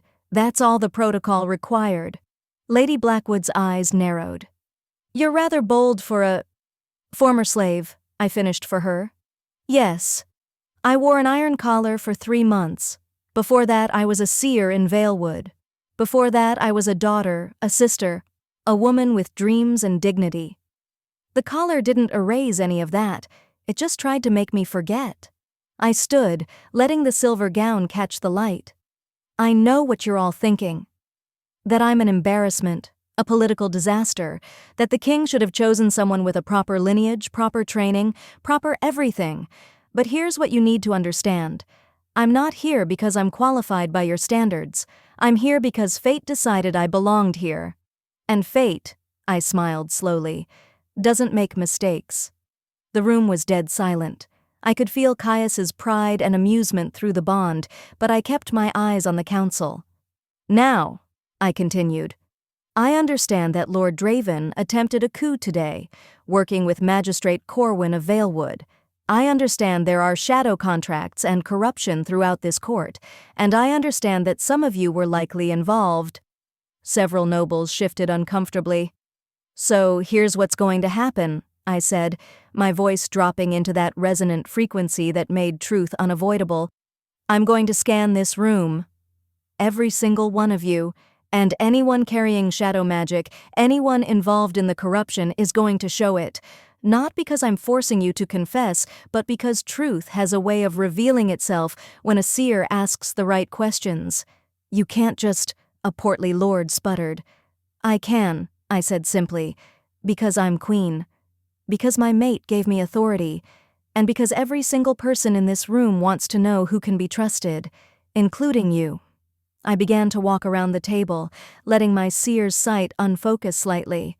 It was something Mab had taught me in that frantic hour before we left, how to see the threads of magic that clung to people like spiderwebs. Clean magic glowed soft colors. Shadow magic looked like black oil, slick and wrong. The first 3 nobles I passed were clean. The fourth, a young man with nervous eyes, had the faintest shimmer of shadow at his throat, like a collar he couldn't see. I stopped beside him. "You're being blackmailed." He jerked like I'd slapped him. What?" "Shadow magic around your throat. Someone bound you with a secret. What are they holding over you?" The young lord's face crumbled. "My sister. She's a healer, unlicensed, practicing in the lower city. Draven found out, said he'd report her, have her collared, unless I voted his way on council matters." I felt the truth of it ring through my senses. "What's your name?" "Lord Finn Ashwood, Your Majesty." "Lord Ashwood," I said gently, "your sister is now under royal protection. Consider the blackmail ended. Vote your conscience from now on." I sang a soft note, and the shadow around his throat dissolved like smoke. He gasped, touching his neck in wonder. I continued around the table. 2 more blackmail victims, freed. 1 genuine shadow practitioner who'd been feeding information to Draven, exposed and immediately restrained by guards. 3 lords who were simply corrupt in the normal, non-magical way, noted for later investigation. By the time I returned to my seat, the council had been reduced by 1/3, and the remaining nobles looked at me with expressions ranging from fear to grudging respect. "This is your fresh start," I said. "We can build a court based on truth and transparency, or we can continue with the shadow games and backstabbing. Your choice. But know this. I can see lies now. All of them, and I won't tolerate corruption in any form." Lady Blackwood was one of the few who'd passed the scan completely clean. She studied me for a long moment, then inclined her head. Perhaps fate doesn't make mistakes after all. It wasn't quite approval, but it was a start. The dinner continued with considerably less hostility and considerably more useful conversation. Plans were made to root out the remaining shadow network, to reform the collar laws, to investigate every case where magic users had been bound unjustly. And through it all, Caius's hand found mine under the table, our fingers intertwining. We were doing this. Together. Chapter 10. The Lullaby That Burned Shadow. The true test came 3 days later. The blood price had finally settled completely. I could feel it, the magic thrumming through my veins steady and sure, no longer wild and unstable. Mab confirmed it with a smile and a nod that said I'd passed some invisible threshold into real power, which was good, because Caius had called for a formal cleansing ceremony. What exactly is a cleansing ceremony? I asked as Arwen helped me into yet another elaborate gown, this one white with silver embroidery that looked like frost patterns. Basically, you're going to sing lullabies at corrupt nobles until they either confess their sins or their heads explode, Arwen said cheerfully. Metaphorically explode. Probably. Arwen, Mab chided, but she didn't contradict her. I touched my throat nervously. And if I can't do it? You can, Mab said firmly. You've been truth-telling for days now without even realizing it. This is just formalized, ritualized. You'll sing, the shadows will burn away, and everyone will see who's been hiding corruption in their hearts. No pressure, I muttered. The ceremony was held in the Great Hall, with every noble and council member required to attend. They lined up like children awaiting judgment, which I suppose they were. Caius stood beside me, his presence a steady warmth against my back. You don't have to do this, he murmured. We can find another way to root out the corruption. No, I said. This is cleaner, faster. And honestly, after everything they've put magic users through with those collars, it's time they experienced a little involuntary truth themselves. His laugh was low and dark. My ruthless queen. You knew what you were getting into. The first noble stepped forward, Lord Castor, who'd been on the council for 40 years and had the look of someone who'd seen too many kings come and go. He knelt before my chair, and I could see his hands shaking slightly. I sang a soft lullaby, nothing scary, nothing harsh, just a gentle melody about truth and light and the way shadows flee from dawn. For a moment, nothing happened. Then black mist began seeping from Lord Castor's mouth, pouring out like smoke from a chimney. He gasped, choking on it, as decades of small corruptions and compromises and shadow deals manifested in the air. The chandeliers above us frosted over, ice spreading across the crystals in response to the magic. When it was done, Lord Castor sagged forward, tears streaming down his face. I took bribes. From merchants, from foreign dignitaries, from anyone who could pay. I'm sorry. I'm so sorry. You're forgiven, I said quietly, but you're also done. Retire with your pension. Spend your remaining years making amends? He nodded and was escorted out by guards who were considerably gentler than they might have been. The next noble stepped forward, and the next, and the next. Most were like Lord Castor. Small corruptions, bad choices compounded over years. I sang, the shadows burned away, they confessed, they were dealt with according to the severity of their crimes. But then Lord Harrow stepped forward. The moment he knelt, my seer senses screamed danger. This man wasn't just corrupt, he was rotten. Shadow magic clung to him like a second skin, and underneath it I could see gods. I could see blood. So much blood. I sang the lullaby louder, putting force behind it. Lord Harrow screamed, not the gasping confession of the others, but a genuine shriek of agony as shadow mist poured from his mouth, his nose, his ears. It kept coming, more and more, forming shapes in the air. Faces of the people he'd killed, the children he'd trafficked, the magic users he'd sold to slavers for profit. The chandeliers didn't just frost over, they shattered, raining crystal and ice across the hall. Caius's wolf emerged instantly, shifting to put himself between me and the manifestation of shadow. But I stood, still singing, my voice cutting through the chaos. Truth burns away the shadows you've sown, every life you've taken, every seed you've grown. Justice finds you here on bended knee, and all your victims' voices sing through me. The shadow shapes surrounded Lord Harrow, pressing in on him from all sides. He was sobbing now, trying to speak, but no words came. Only more shadows, more blood, more evidence of decades of hidden horror. When it finally stopped, he collapsed forward. Unconscious or dead, I couldn't tell. "Take him to the dungeons," Caius ordered, his voice still half growl. "Full investigation. If even half of what we just saw is true, he hangs." Guards dragged Harrow away. The remaining nobles in line looked considerably more pale. I sat back down, my hands shaking. That had been intense. I'd felt every life Harrow had destroyed, every drop of blood on his hands, all channeled through my voice into manifestation. "Do you need a break?" Caius asked softly. "No," I said, though my voice rasped. "Let's finish this." We did.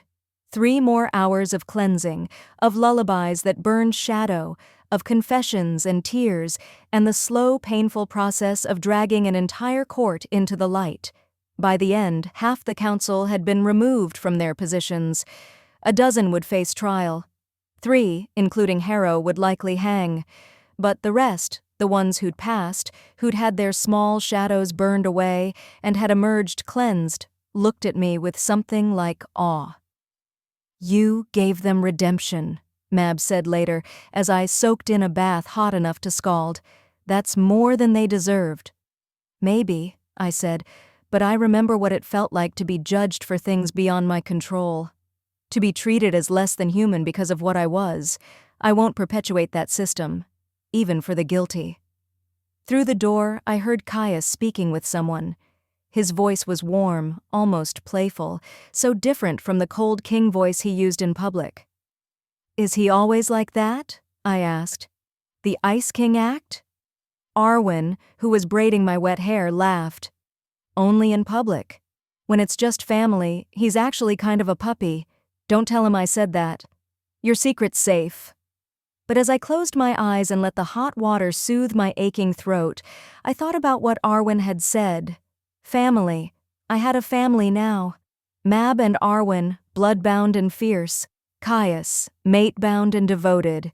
Even some of the court was starting to feel less hostile, more curious.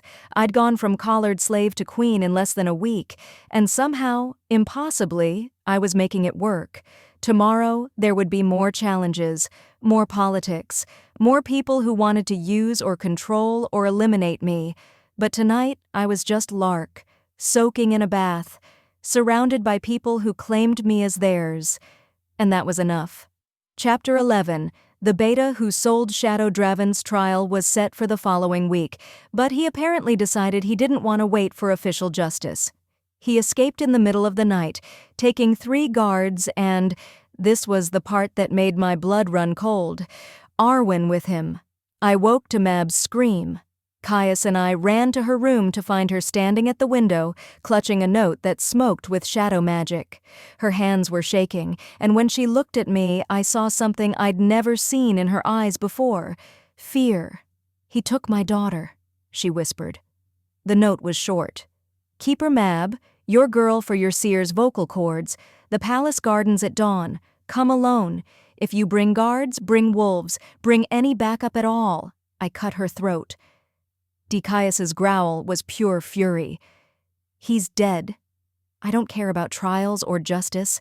He's dead." "He has Arwen," Mab said, her voice breaking. "My baby girl. He has—" I took her hands, forcing her to look at me. "We'll get her back. All of us.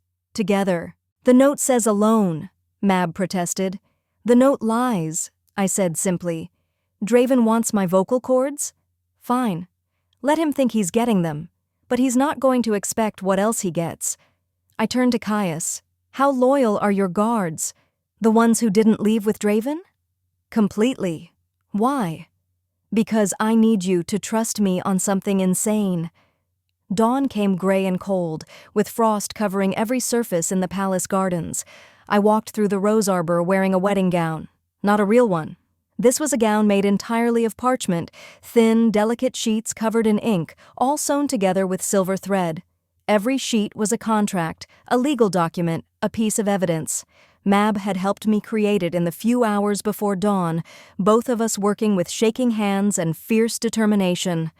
I looked absurd. The parchment rustled with every step, but I looked unthreatening, vulnerable. Exactly what Draven expected. He stood in the center of the garden, beside the frozen fountain. Arwen knelt at his feet, her hands bound, a blade pressed to her throat. She was trying very hard to look brave, but I could see the terror in her eyes. 3 shadow mages flanked Draven, his inner circle, the ones crazy or corrupt enough to follow him even now. "Lark Thorne," Draven said, his voice smooth as silk. "How theatrical. A paper bride come to sacrifice herself. Where's Mab?" I asked, playing the part of the frightened victim. "Ah, yes, the Moon Witch. I took the liberty of binding her at her room. Can't have her interfering, can we?" He pressed the knife harder against Arwen's throat. A thin line of blood appeared. "Now, let's be clear about terms. You're going to let my mage remove your vocal cords. Carefully, magically, so you'll survive the process. In exchange, I let the girl go and disappear quietly into the Northern Territories. And if I refuse, then I kill the girl, kill you, and take the cords from your corpse. Less ideal, but workable." I took a step closer. The parchment gown rustled loudly. "I have a counteroffer." "Oh?" Draven raised an eyebrow. "I'm wearing evidence. Every piece of this gown is a contract, a letter, a confession, all the things you and Corwin thought you'd hidden, all recorded in harmonic code." I smiled. "You know what harmonic code is, don't you?" "It's how seers keep perfect records. Every word exactly as it was spoken, every signature exactly as it was written, undeniable in any court." Draven's face went white. "You're bluffing." "Am I?" I sang a single note, and the parchment gown lit up with golden light. Words appeared in the air above me. His words, from dozens of shadow contracts, his signature, his voice, preserved in magical resonance. "I was wondering," I continued conversationally, "why you'd be stupid enough to kidnap a moon witch's daughter when you knew I was here. Then I realized, you're desperate. Corwin's been arrested, your shadow network is collapsing, and you need my voice to reconstruct the binding spells that kept your operation running." "Clever girl," Draven hissed, "but not clever enough. You're still outnumbered and—" That's when Caius crashed through the stained glass ceiling above us, riding an ice wolf chandelier. I'd like to take credit for the creativity, but honestly that was all him. One moment the ceiling was intact, the next moment it was raining colored glass, and one very angry wolf king on a throne of frozen magic. He landed between Draven and me with a roar that shook snow from every tree. The 3 shadow mages scattered, but Caius was faster. He shifted mid-leap, his massive white wolf form taking down 2 of them before they could draw breath to scream. Draven yanked Arwen up as a shield, the knife still at her throat. "One more move and she—" "Dies," I interrupted. "No, she doesn't." I sang a note that cut through the air like a blade. The knife in Draven's hand froze solid, the metal so cold it burned his fingers. He dropped it with a yelp, and in that split second, Arwen drove her elbow back into his stomach and rolled away. Guards poured into the garden from every entrance, not the corrupted ones who'd left with Draven, but loyal soldiers who'd been waiting in hidden positions around the perimeter. Mab strode in behind them, very much not bound, her staff blazing with lunar light. "You thought you could bind me?" she said coldly to Draven. "Child, I've been breaking bindings since before your grandfather was born." Draven looked around wildly, realizing he'd been played. This was a trap. "This was justice," I corrected. I pulled off the parchment gown, carefully, because it was still evidence, and revealed the simple fighting leathers I wore underneath. "You wanted my vocal cords? You get them, listening to your confession. I sang the truth-telling spell, the same one I'd used on Corwin and the Shadow Lords. Draven's own shadows wrapped around him, binding him in place, and his voice began speaking without his permission. Every crime, every contract, every person he'd sold, manipulated, or killed. It took 20 minutes. By the end, even the guards looked sick. Caius shifted back to human form and pulled me close. The chandelier was too much again, wasn't it? A little, I admitted, but effective. Arwen ran to Mab, throwing her arms around her mother. They held each other tight, both shaking with relief. I felt the blood price bond between us hum with satisfaction. Family protected, danger eliminated, balance restored. Draven was dragged away in chains, still speaking his confessions in an endless monotone. His shadow mages followed. The garden fell quiet except for the crunch of frost under guards' boots. "Is it over?" Arwen asked quietly. "The Shadow Network, the coup, all of it. The major players are caught," Caius said, "but corruption is like rot. You can cut out the worst of it, but there will always be small pockets trying to grow back. That's why—" He looked at me. "That's why we need a queen who can see truth. Who can sing it into existence? Who can make sure this never happens again?" I touched the silver ring on my finger. "No pressure," he smiled. "You've survived worse than politics." Barely. But I was smiling too, because he was right. I had survived worse. Iron and silence and slavery and corrupt magistrates and shadow coups. I was still standing, still singing, still free, and I wasn't done yet. Chapter 12. The Voice That Leveled Shadow. There was one more Shadow Lord to deal with. Turns out Draven had a contingency plan. Because of course he did. Villains always have contingency plans. This one involved a literal shadow army stored in the palace dungeons. We discovered it 3 days after Draven's capture, when a young guard came running into the throne room, white-faced and stammering about darkness moving on its own, and voices speaking in languages that hurt to hear. Caius was on his feet instantly. "Show me!" The dungeons were old. Older than the current palace, built into the foundations of whatever fortress had stood here before Winterstone. Stone walls that wept with moisture, iron bars that had held criminals and traitors for centuries, and beneath it all, something darker. The Shadow Army was contained in the lowest level, behind 3 layers of wards, contained but not destroyed. Hundreds of shadow-formed soldiers, each one bound to a piece of armor or a weapon, waiting for their master's command. Draven was going to use these during the coup, one of the royal mages explained nervously. Shadow soldiers don't tire, don't question, don't stop. They're perfect killing machines. But he never got the chance to activate them fully, so they've just been sleeping. Until now, I said quietly, because I could feel it. Something was waking them up. A delayed spell, maybe. Or a dead man's trigger that activated when Draven was imprisoned. Either way, the wards were failing. "Can we reinforce them?" Caius asked. The mage shook her head. "The wards are old magic, iron and blood. They're failing because they've been siphoning power from the blood of whoever created them. Now that Draven's cut off from his shadow sources, there's nothing feeding them." "How long do we have?" I asked. "Hours. Maybe less." Caius turned to me, and I could see the calculation in his eyes. "We evacuate the palace, get everyone to safe distance, then I bring the dungeons down on top of them." "That destroys half the palace foundation," the mage protested. "The entire west wing could collapse." "Better than unleashing shadow soldiers into the city." "Or," I said slowly, "I sing them down." Everyone looked at me. "You sang truth at Corwin and his circle," Mab said carefully. "You sang shadows away from corrupted nobles. But Lark, this is an army. Hundreds of shadow constructs, all armed, all designed to kill. That's different from burning away corruption in humans. These things don't have humanity left to appeal to." "No," I agreed, "but they have binding magic. Every shadow construct is bound to an anchor, the armor, the weapons. If I can break the bindings all at once." "You could burn yourself out," Mab finished. "That's too much power to channel at once." "Or," Caius said softly, "we could channel it together." He took my hand, and I felt the mate bond flare bright. Moon bonds share power, share strength. You sing, I anchor you. Between us, we might be able to level the entire army without burning you out. It was risky.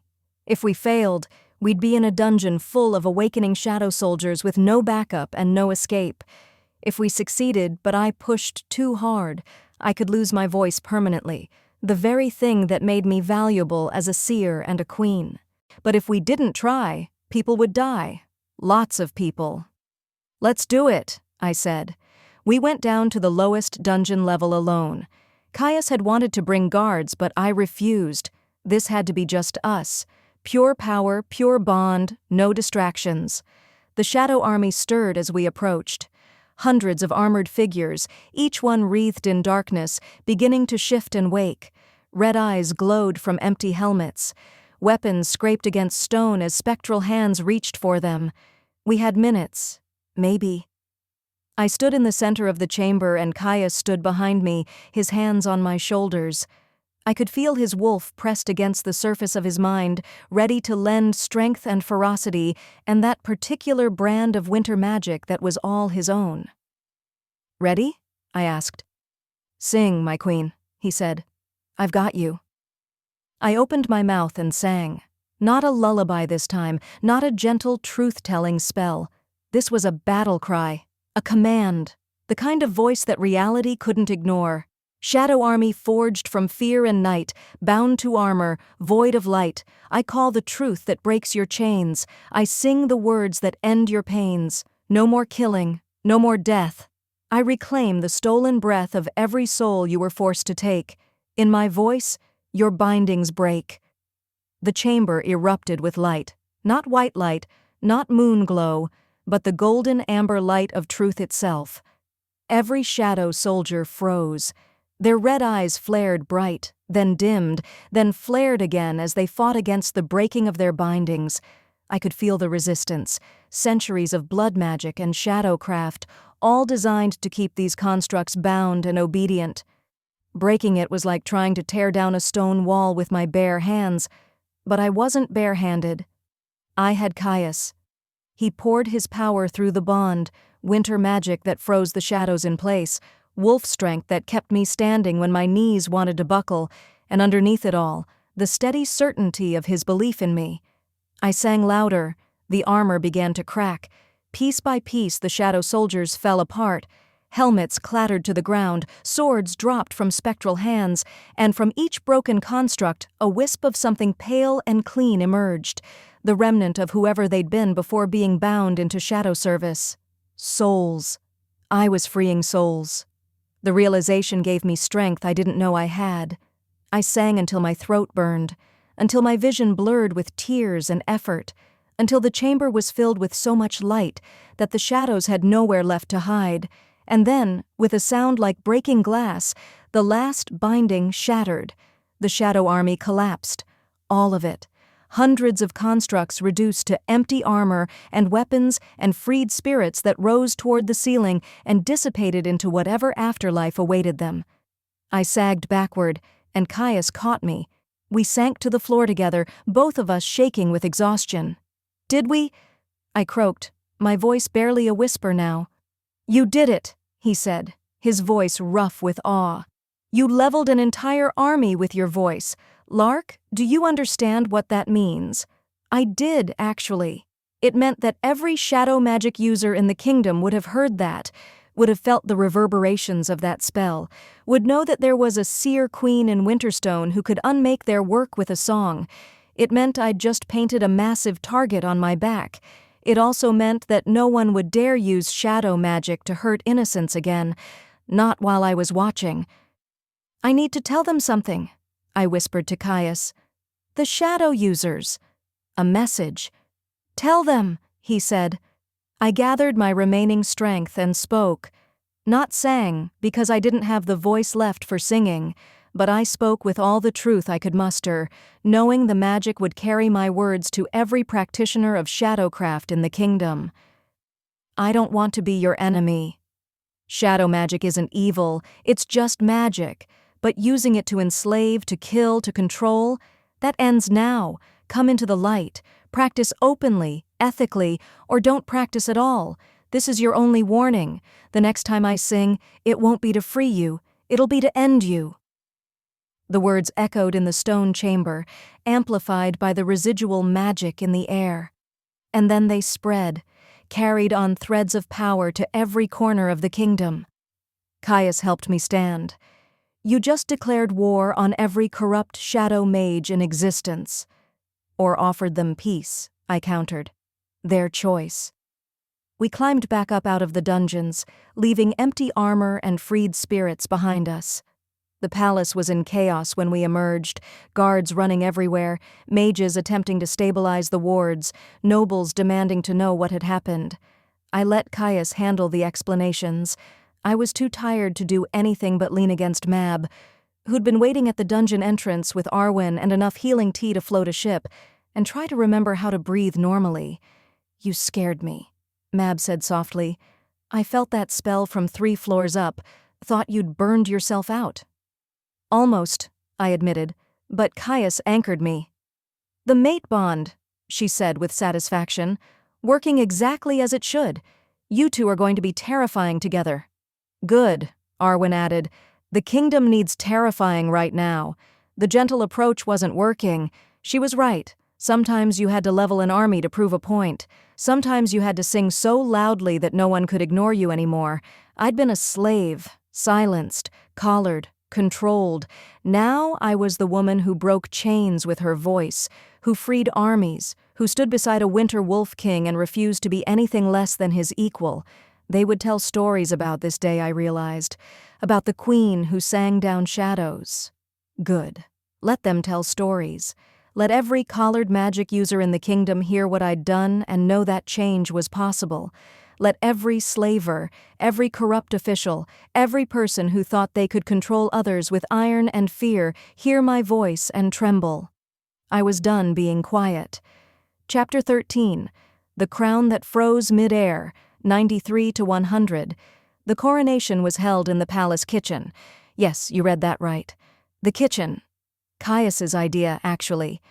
After everything, the shadow coups, the dungeon army, the corruption purges, we were both exhausted by grand ceremonies and political theater.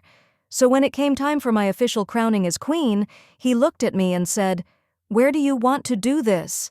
And I said, without thinking, "Somewhere that smells like home." So, kitchen.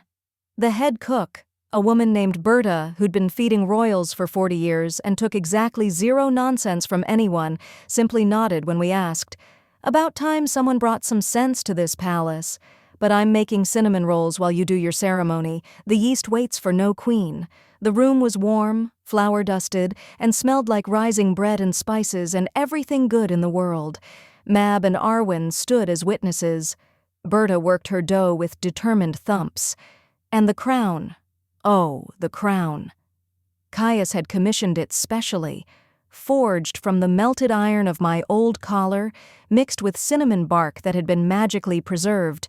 The whole thing spelled to never tarnish or fade. It was brutal and beautiful and exactly perfect. He held it up, and somehow it froze mid-air between us. Just stopped, hovering, waiting. "That's new," I said. "Your magic," Mab observed. "It's responding to the significance of the moment. The crown can't rest on your head until you accept what it means, until you choose it freely."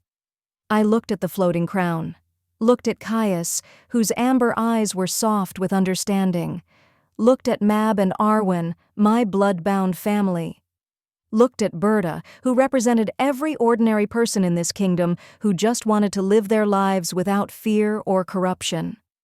"I accept," I said clearly, "not because fate chose me, not because a bond pulled me here, but because I choose to be queen. I choose to use my voice for those who have none. I choose to stand beside a king who sees me as equal. I choose all of it, freely and completely." The crown settled onto my head, no longer frozen. It was heavier than I expected, but also lighter. The weight of responsibility, but the lightness of choice. Caius stepped forward and did something I didn't expect. He dipped his finger in the icing Berta had prepared for her cinnamon rolls, vanilla bean, rich and sweet, and traced a line down my throat, right over where the collar had been. "Mine," he said softly, "temperature of winter. Heart of fire, voice of truth." The icing glowed where he'd marked me, then faded, leaving behind a faint shimmer that looked like frost. A claiming mark. A mate mark. Visible proof that I belonged to him as much as he belonged to me. "Yours," I agreed. Then I took some icing and traced his lips. "And you're mine." He laughed and kissed me, tasting of sugar and cinnamon and promises. Berta cleared her throat loudly. "All very romantic, Your Majesties, but could you do the rest of the claiming after I get these rolls in the oven?" "Some of us have work to do." We broke apart, both grinning like idiots. "The kitchen queen," Arwen said, her eyes shining. "I love it." And somehow, standing there in flour dust and cinnamon steam with icing on our lips and a crown made from my chains on my head, I felt more royal than I ever had in the throne room. This was real. This was true. This was the kind of queen I wanted to be, one who understood kitchens as well as council rooms, who valued the wisdom of cooks as much as nobles, who never forgot what it felt like to be hungry and afraid and silenced. "Your Majesty," Berta said, and there was no mockery in her voice now. "Welcome to the real heart of the kingdom. We're glad you're here." I helped her pull the cinnamon rolls from the oven, because what's the point of being queen if you can't steal warm pastry, and we all sat at the kitchen's long work table eating breakfast like a family, which I suppose we were. Chapter 14. The Moon Bond Bite. The formal moon bond ceremony happened a week later under the full moon, with the entire court watching. This one couldn't be done in a kitchen. Moon bonds required moonlight, open sky, and witnesses to make them official in the eyes of both shifter law and human law, so we stood in the palace courtyard, surrounded by nobles and guards and citizens who'd been allowed entry for the historic occasion. I wore white. Caius wore ceremonial armor that looked like it was carved from ice. The moon hung huge and bright above us, turning everything silver. "You nervous?" Caius murmured as we waited for the moon priest to finish his opening invocations. "Terrified," I admitted. "What if I mess up the words?" "There are no words," he said, amused. "Just the bite. You bite me, I bite you, the bond becomes visible, and everyone sees we're properly mated. Simple. You make it sound so romantic. I'm a wolf, love." We express affection through biting. The priest finished his speech and gestured for us to step forward. "By the light of the full moon, in the presence of pack and court, the bond will be sealed. Alpha Caius Voss, claim your mate." Caius pulled me close, his amber eyes holding mine. Then he lowered his head and bit my shoulder, not hard enough to truly hurt, but firm enough that I felt his teeth break skin. The moment he did, something extraordinary happened. A harmonic chord erupted from the bite point, a sound that wasn't quite music, but wasn't quite magic either.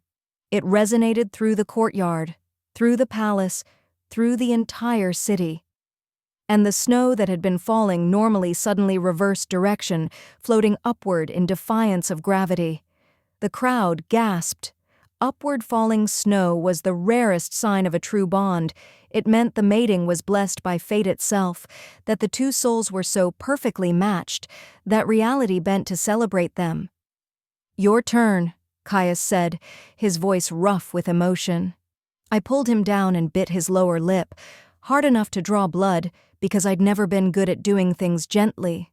The taste of copper and winter magic flooded my mouth, and I sang his name.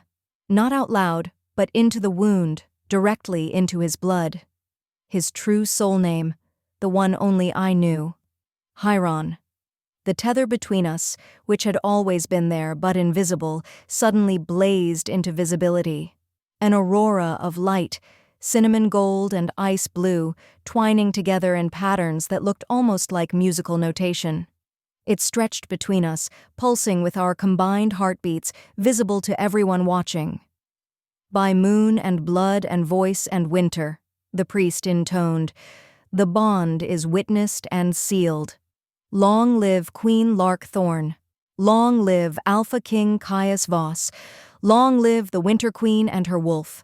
The crowd erupted in cheers, snow continued falling upward, and I could see people reaching up to catch the flakes, laughing with wonder. Caius kissed me properly then, tasting of blood and magic and forever. Through the bond, I felt what he felt. Pride, fierce joy, possessiveness, devotion, and underneath it all, a bone-deep relief that he'd finally found his mate after 2 years of desperate searching. Mine, he whispered against my lips. Ours, I corrected, like I always did. He laughed, and the sound was pure happiness. The celebration lasted 3 days. There was feasting and dancing and enough political maneuvering that Mab had to keep pulling me aside to explain who was trying to curry favor and who was genuinely offering friendship. But the moment that mattered most happened on the 3rd night, when the formal parties were over and it was just us, me and Caius, in the royal chambers that were apparently now my chambers too. So, he said, pulling me close on the massive bed that could have slept 6 people comfortably. Queen Lark Thorne, how does it feel? Surreal, I admitted. 3 months ago I was in an iron collar. Now I'm wearing a crown made from that collar. It's like my entire life got rewritten. Not rewritten, he said softly. Continued. The collar was a chapter, a horrible chapter. But it wasn't the whole story. You're still you, the woman who survived, who fought back, who refused to stay silent. The crown doesn't change that. It just gives you more tools to fight with. I turned to face him fully. Do you ever regret the bond? That fate chose a former slave as your queen instead of some perfect noble lady who knew all the protocols? Every single day, he said seriously. My heart dropped. Then he grinned. I regret that I didn't find you sooner. That you had to suffer in that collar while I was running in circles trying to track your scent. I regret every moment you were in pain, but regret that you're mine, that you're here, fierce and brilliant and making my entire court terrified with a single lullaby. He pulled me closer. Never. You're exactly the queen I needed, the queen this kingdom needed. Even though I do coronations in kitchens, especially because of that. We lay there in comfortable silence for a while, just feeling the bond hum between us. Through it, I could sense his contentment, his satisfaction at finally having his mate safe and close and properly bonded. But I could also sense something else. A lingering worry. What is it? I asked. He sighed. There are still shadow users out there, the ones who didn't come forward after your warning. They're organizing, according to my spies. Planning something. Planning what? To test you. To see if you're really as powerful as the stories say, or if the Shadow Army incident was a fluke. They're calling themselves the Night Court, and they're led by someone who calls himself Magnus.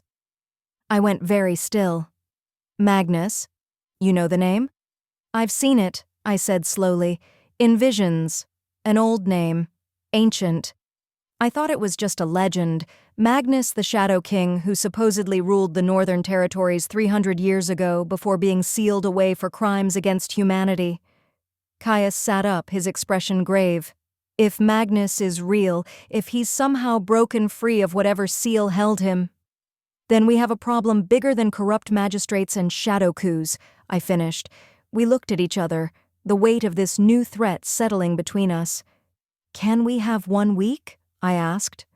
1 week of just being newlyweds before we have to fight ancient shadow kings? Caius laughed, but it was strained. I'll see what I can do. But Lark, if Magnus is coming, if he's building a night court to challenge our rule, you need to be ready. He's not like Corwin or Draven. He's old magic, powerful, and he's had 300 years to plot his revenge. Then I guess it's good that I have 300 years of Moon Witch knowledge on my side, I said, thinking of Mab.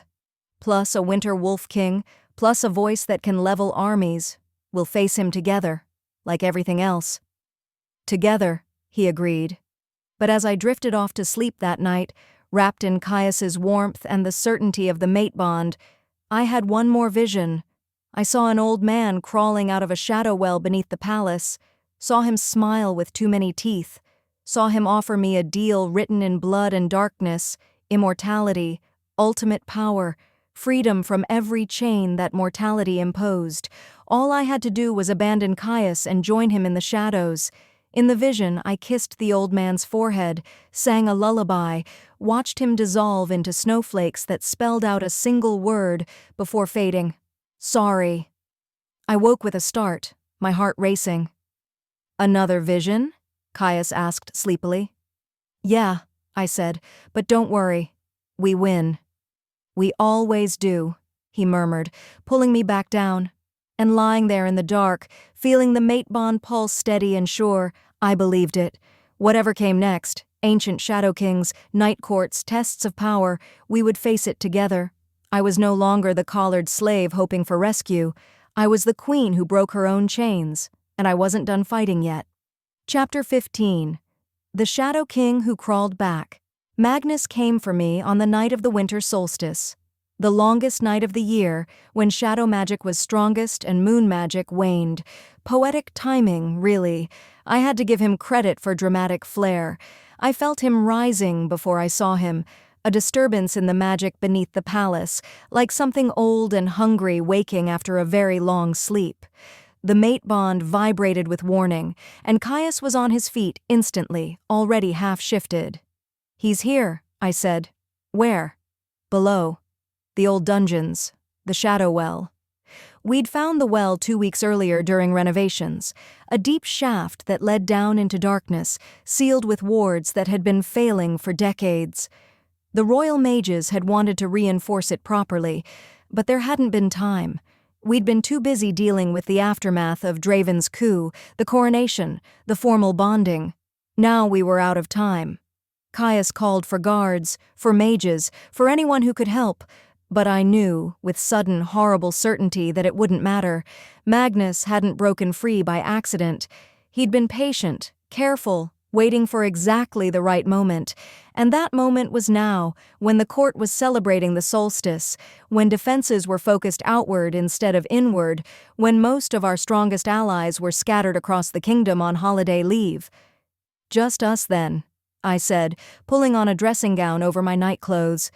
Not exactly battle attire, but there was no time. Just us, Caius agreed grimly. We ran through the palace corridors, Mab and Arwen joining us halfway. They'd felt the disturbance too. Down into the dungeons, past the cells where Draven and the other shadow conspirators were imprisoned, down further into the foundations where the oldest magic lived. The shadow well was at the center of what looked like an ancient temple, stone carved with symbols that hurt to look at, wards that had been broken from the inside, and crawling up out of that darkness, one pale hand gripping the stone edge, came Magnus. He was not what I expected. I'd imagined some terrible monster, some nightmare creature of pure shadow. But Magnus looked like a man. An old man, actually. Maybe 70, with silver hair and a lined face that might have been kind once. He wore robes that had probably been black 300 years ago but were now gray with age. Only his eyes gave him away. They were completely black.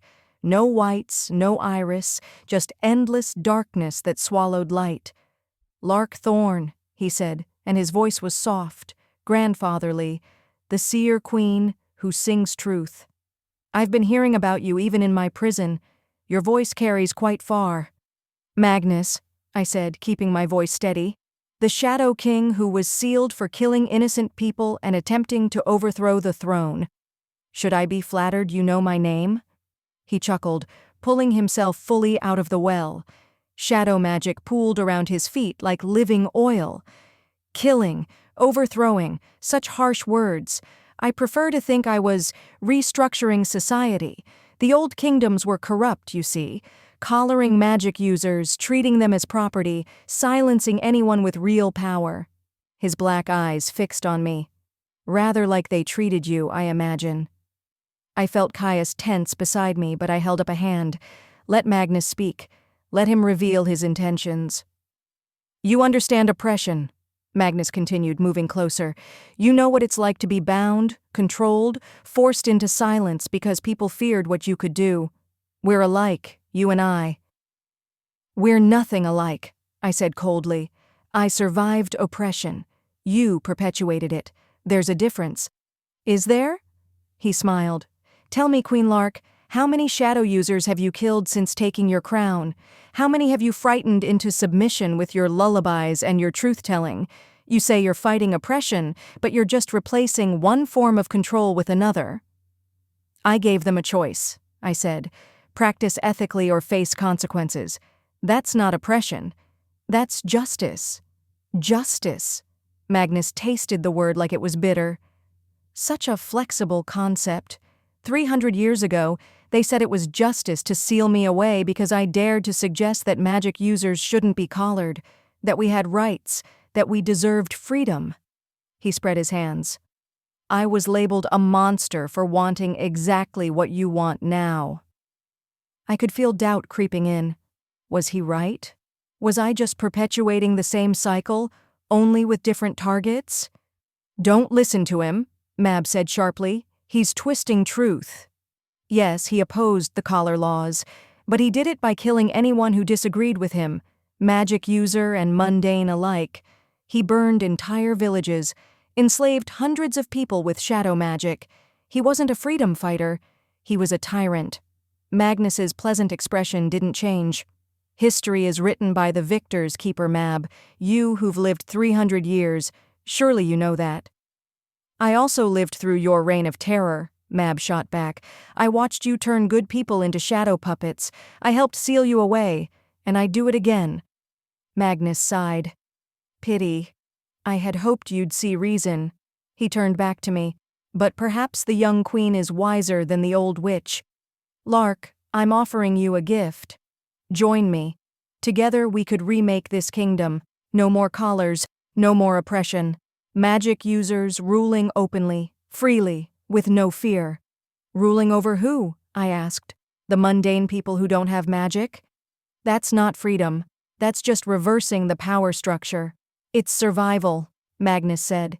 In this world, you're either the collar or the collared. Better to be the one in control. Or, I said slowly, we could build a world where no one needs to be collared, where magic users and mundane people live as equals. Magnus laughed. Naive child.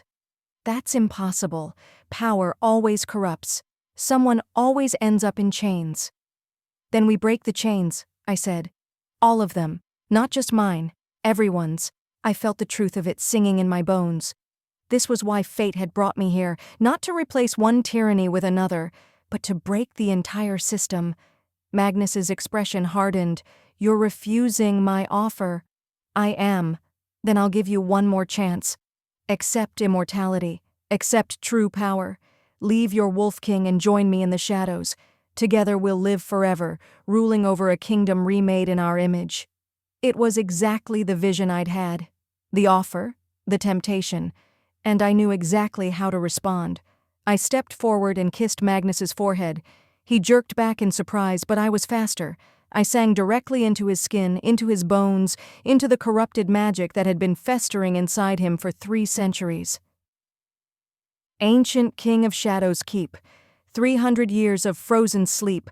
The darkness told you lies and fed your pain. Now hear the truth and break your chain. You were a man who wanted freedom's light, but shadows twisted you with endless night. Release the darkness, let the pain dissolve. In truth and moonlight, let your soul resolve. It was a lullaby of release, of mercy, of truth. Magnus screamed, not in pain but in recognition. I was singing his true story, not the monster he'd become, but the man he'd been before corruption took root. A man who'd watched his sister collared and killed for being a seer. A man who'd wanted justice and had been broken by grief into seeking revenge. The shadow magic poured out of him. Decades, centuries of accumulated darkness, all burning away under the force of truth and forgiveness. When it was done, Magnus collapsed, but not as the Shadow King, as just an old man, silver-haired, exhausted, and crying. I'm sorry, he whispered. "I'm so sorry. I just wanted her back. My sister. I just wanted—" "I know," I said softly, "but you can let her go now.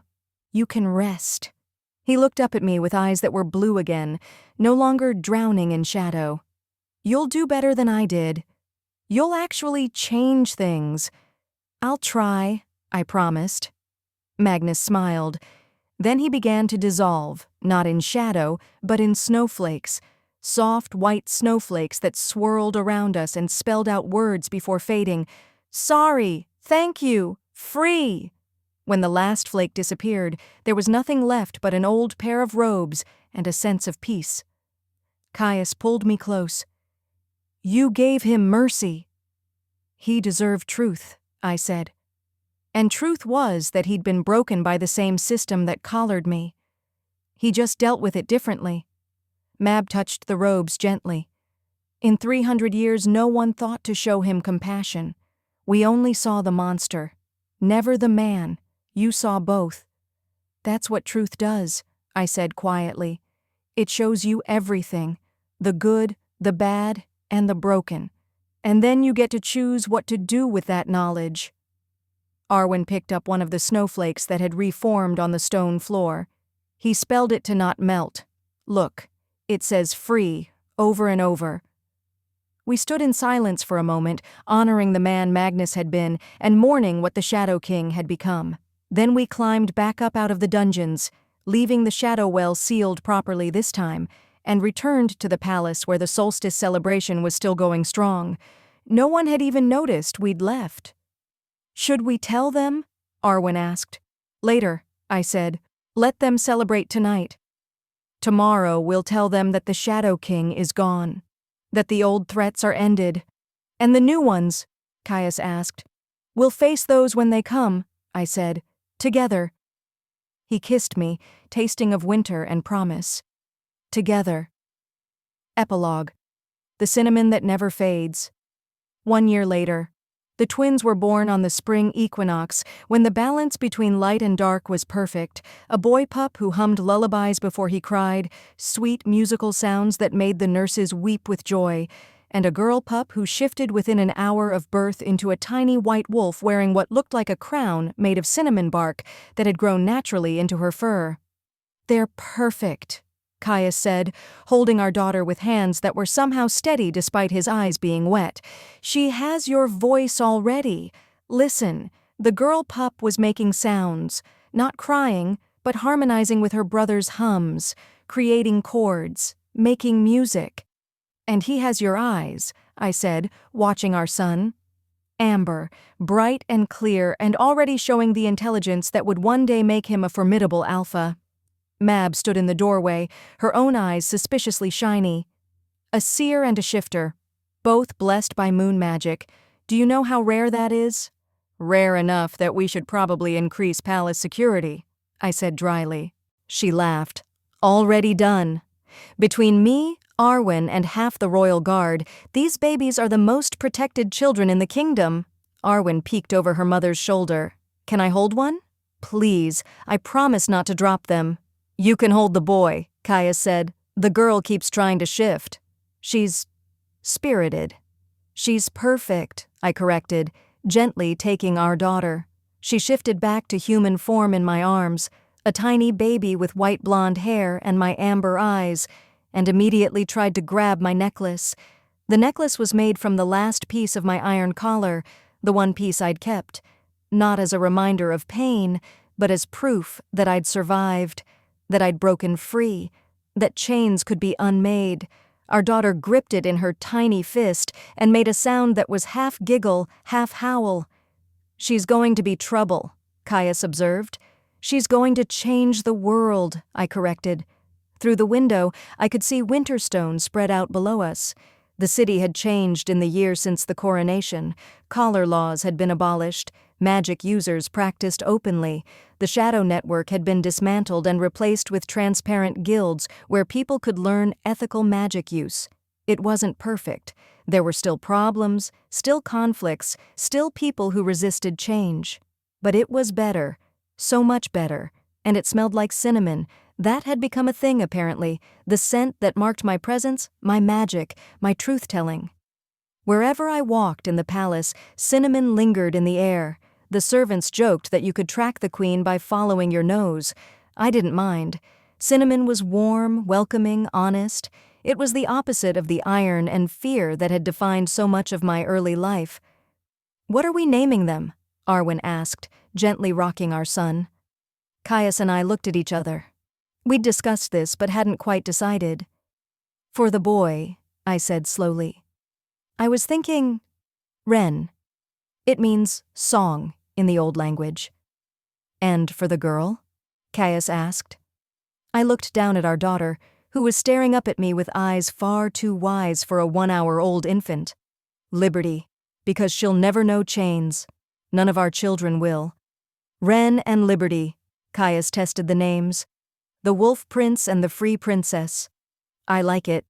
They'll write stories about them," Mab predicted, "about the children born to a winter wolf and a truth-singing seer, about how they grew up in a kingdom that smelled like cinnamon and rang with honest voices." "Let them write stories," I said, "as long as the stories are true." That night, after the twins were settled in their cradle, specially spelled by Mab to keep them safe from any magical threats, and the palace had finally quieted down, Caius and I stood on our balcony looking out at the city. Snow was falling, but also rising. The upward falling snow from our bonding ceremony had never quite stopped. It had become a permanent feature of Winterstone, snowflakes that fell up more often than down, a visible reminder of the mate bond that held the kingdom together. "Do you ever think about what would have happened if Mab hadn't bought you that night?" Caius asked quietly. "Sometimes," I admitted. "I'd probably still be collared, or dead, or both." "I'd still be searching," he said, "running myself ragged trying to find a mate I could only sense in dreams, going slowly mad with the bond pulling me toward someone I couldn't find." I took his hand. "But she did buy me. And you did find me, and we did choose each other, even when it would have been easier not to." "Easier?" He laughed. "Love, nothing about you has ever been easy. You've turned my entire kingdom upside down, terrified my nobles, abolished laws that had stood for centuries, and given birth to children who can apparently shift within an hour." "And?" I prompted. "And I wouldn't change a single moment of it," he said softly. "You're the chaos my ordered life needed. You're the voice my silent kingdom needed. You're the freedom my collared people needed. You're everything I didn't know I was searching for." He pulled me close, and I rested my head against his chest, listening to his heartbeat, steady, strong, mine. "They say every great love story starts with a rescue," I murmured. "Who says that?" "I don't know. Someone in a romantic novel, probably." He laughed. "And did our story start with a rescue?" I thought about it, about the auction platform, about the iron collar, about Mab's blood price and Caius's desperate run through the snow, and the moment I'd first used my voice after 3 months of forced silence. "No," I said finally. "Our story started with a choice. Mine, to speak, to fight back, to claim my voice even when it hurt. You didn't rescue me, Caius. You found me after I'd already started rescuing myself." "And stayed," he added. "Don't forget that part." I stayed. I knelt. I offered you my throat and trusted you not to cut it. "We trusted each other," I corrected. "That's what makes us work." We stood there in comfortable silence, watching the snow fall upward and the city lights twinkle below. Somewhere in the nursery, one of the twins started humming, probably Wren already practicing the lullabies he'd been born knowing. "Do you know what my favorite part of being queen is?" I asked. "The crown made from your collar? The throne room politics? The ability to terrify nobles with a single note?" "All good choices," I admitted. "But no. My favorite part is that I get to decide how the story is told. For too long, people who looked like me, former slaves, magic users, women who refused to be silent, were written out of the histories, made into cautionary tales or tragic victims or villains. But I'm writing a different story now, One where the girl with the iron collar becomes the woman with the cinnamon crown, where survival becomes strength, where silence becomes the loudest voice in the kingdom. Caius turned me to face him, his amber eyes serious. "And what does that story say?" I smiled. "It says that she wore an iron collar, but now the whole kingdom smells like cinnamon and sings in the key of free.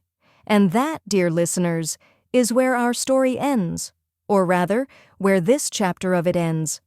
Because the truth is, stories like this don't really end, they evolve. The kingdom continues to change, the twins grow up and have their own adventures, new challenges arise, and new voices join the chorus of truth that Lark started. But that's the beauty of it, isn't it? One woman refusing to stay silent became a queen. One queen singing truth became a revolution. One revolution became a kingdom where iron collars are museum pieces and cinnamon scents mark freedom. If you enjoyed this story, I'd love for you to subscribe to this channel. There are more stories coming, tales of kingdoms remade, of voices reclaimed, of people who refuse to let their circumstances define them. Leave a comment telling me what you thought. Did the kitchen coronation make you smile? Did Magnus's redemption surprise you? What would your truth-singing lullaby sound like? And please share this with someone who needs to hear a story about breaking chains and finding their voice, because we all deserve to know that silence is never the end of our story.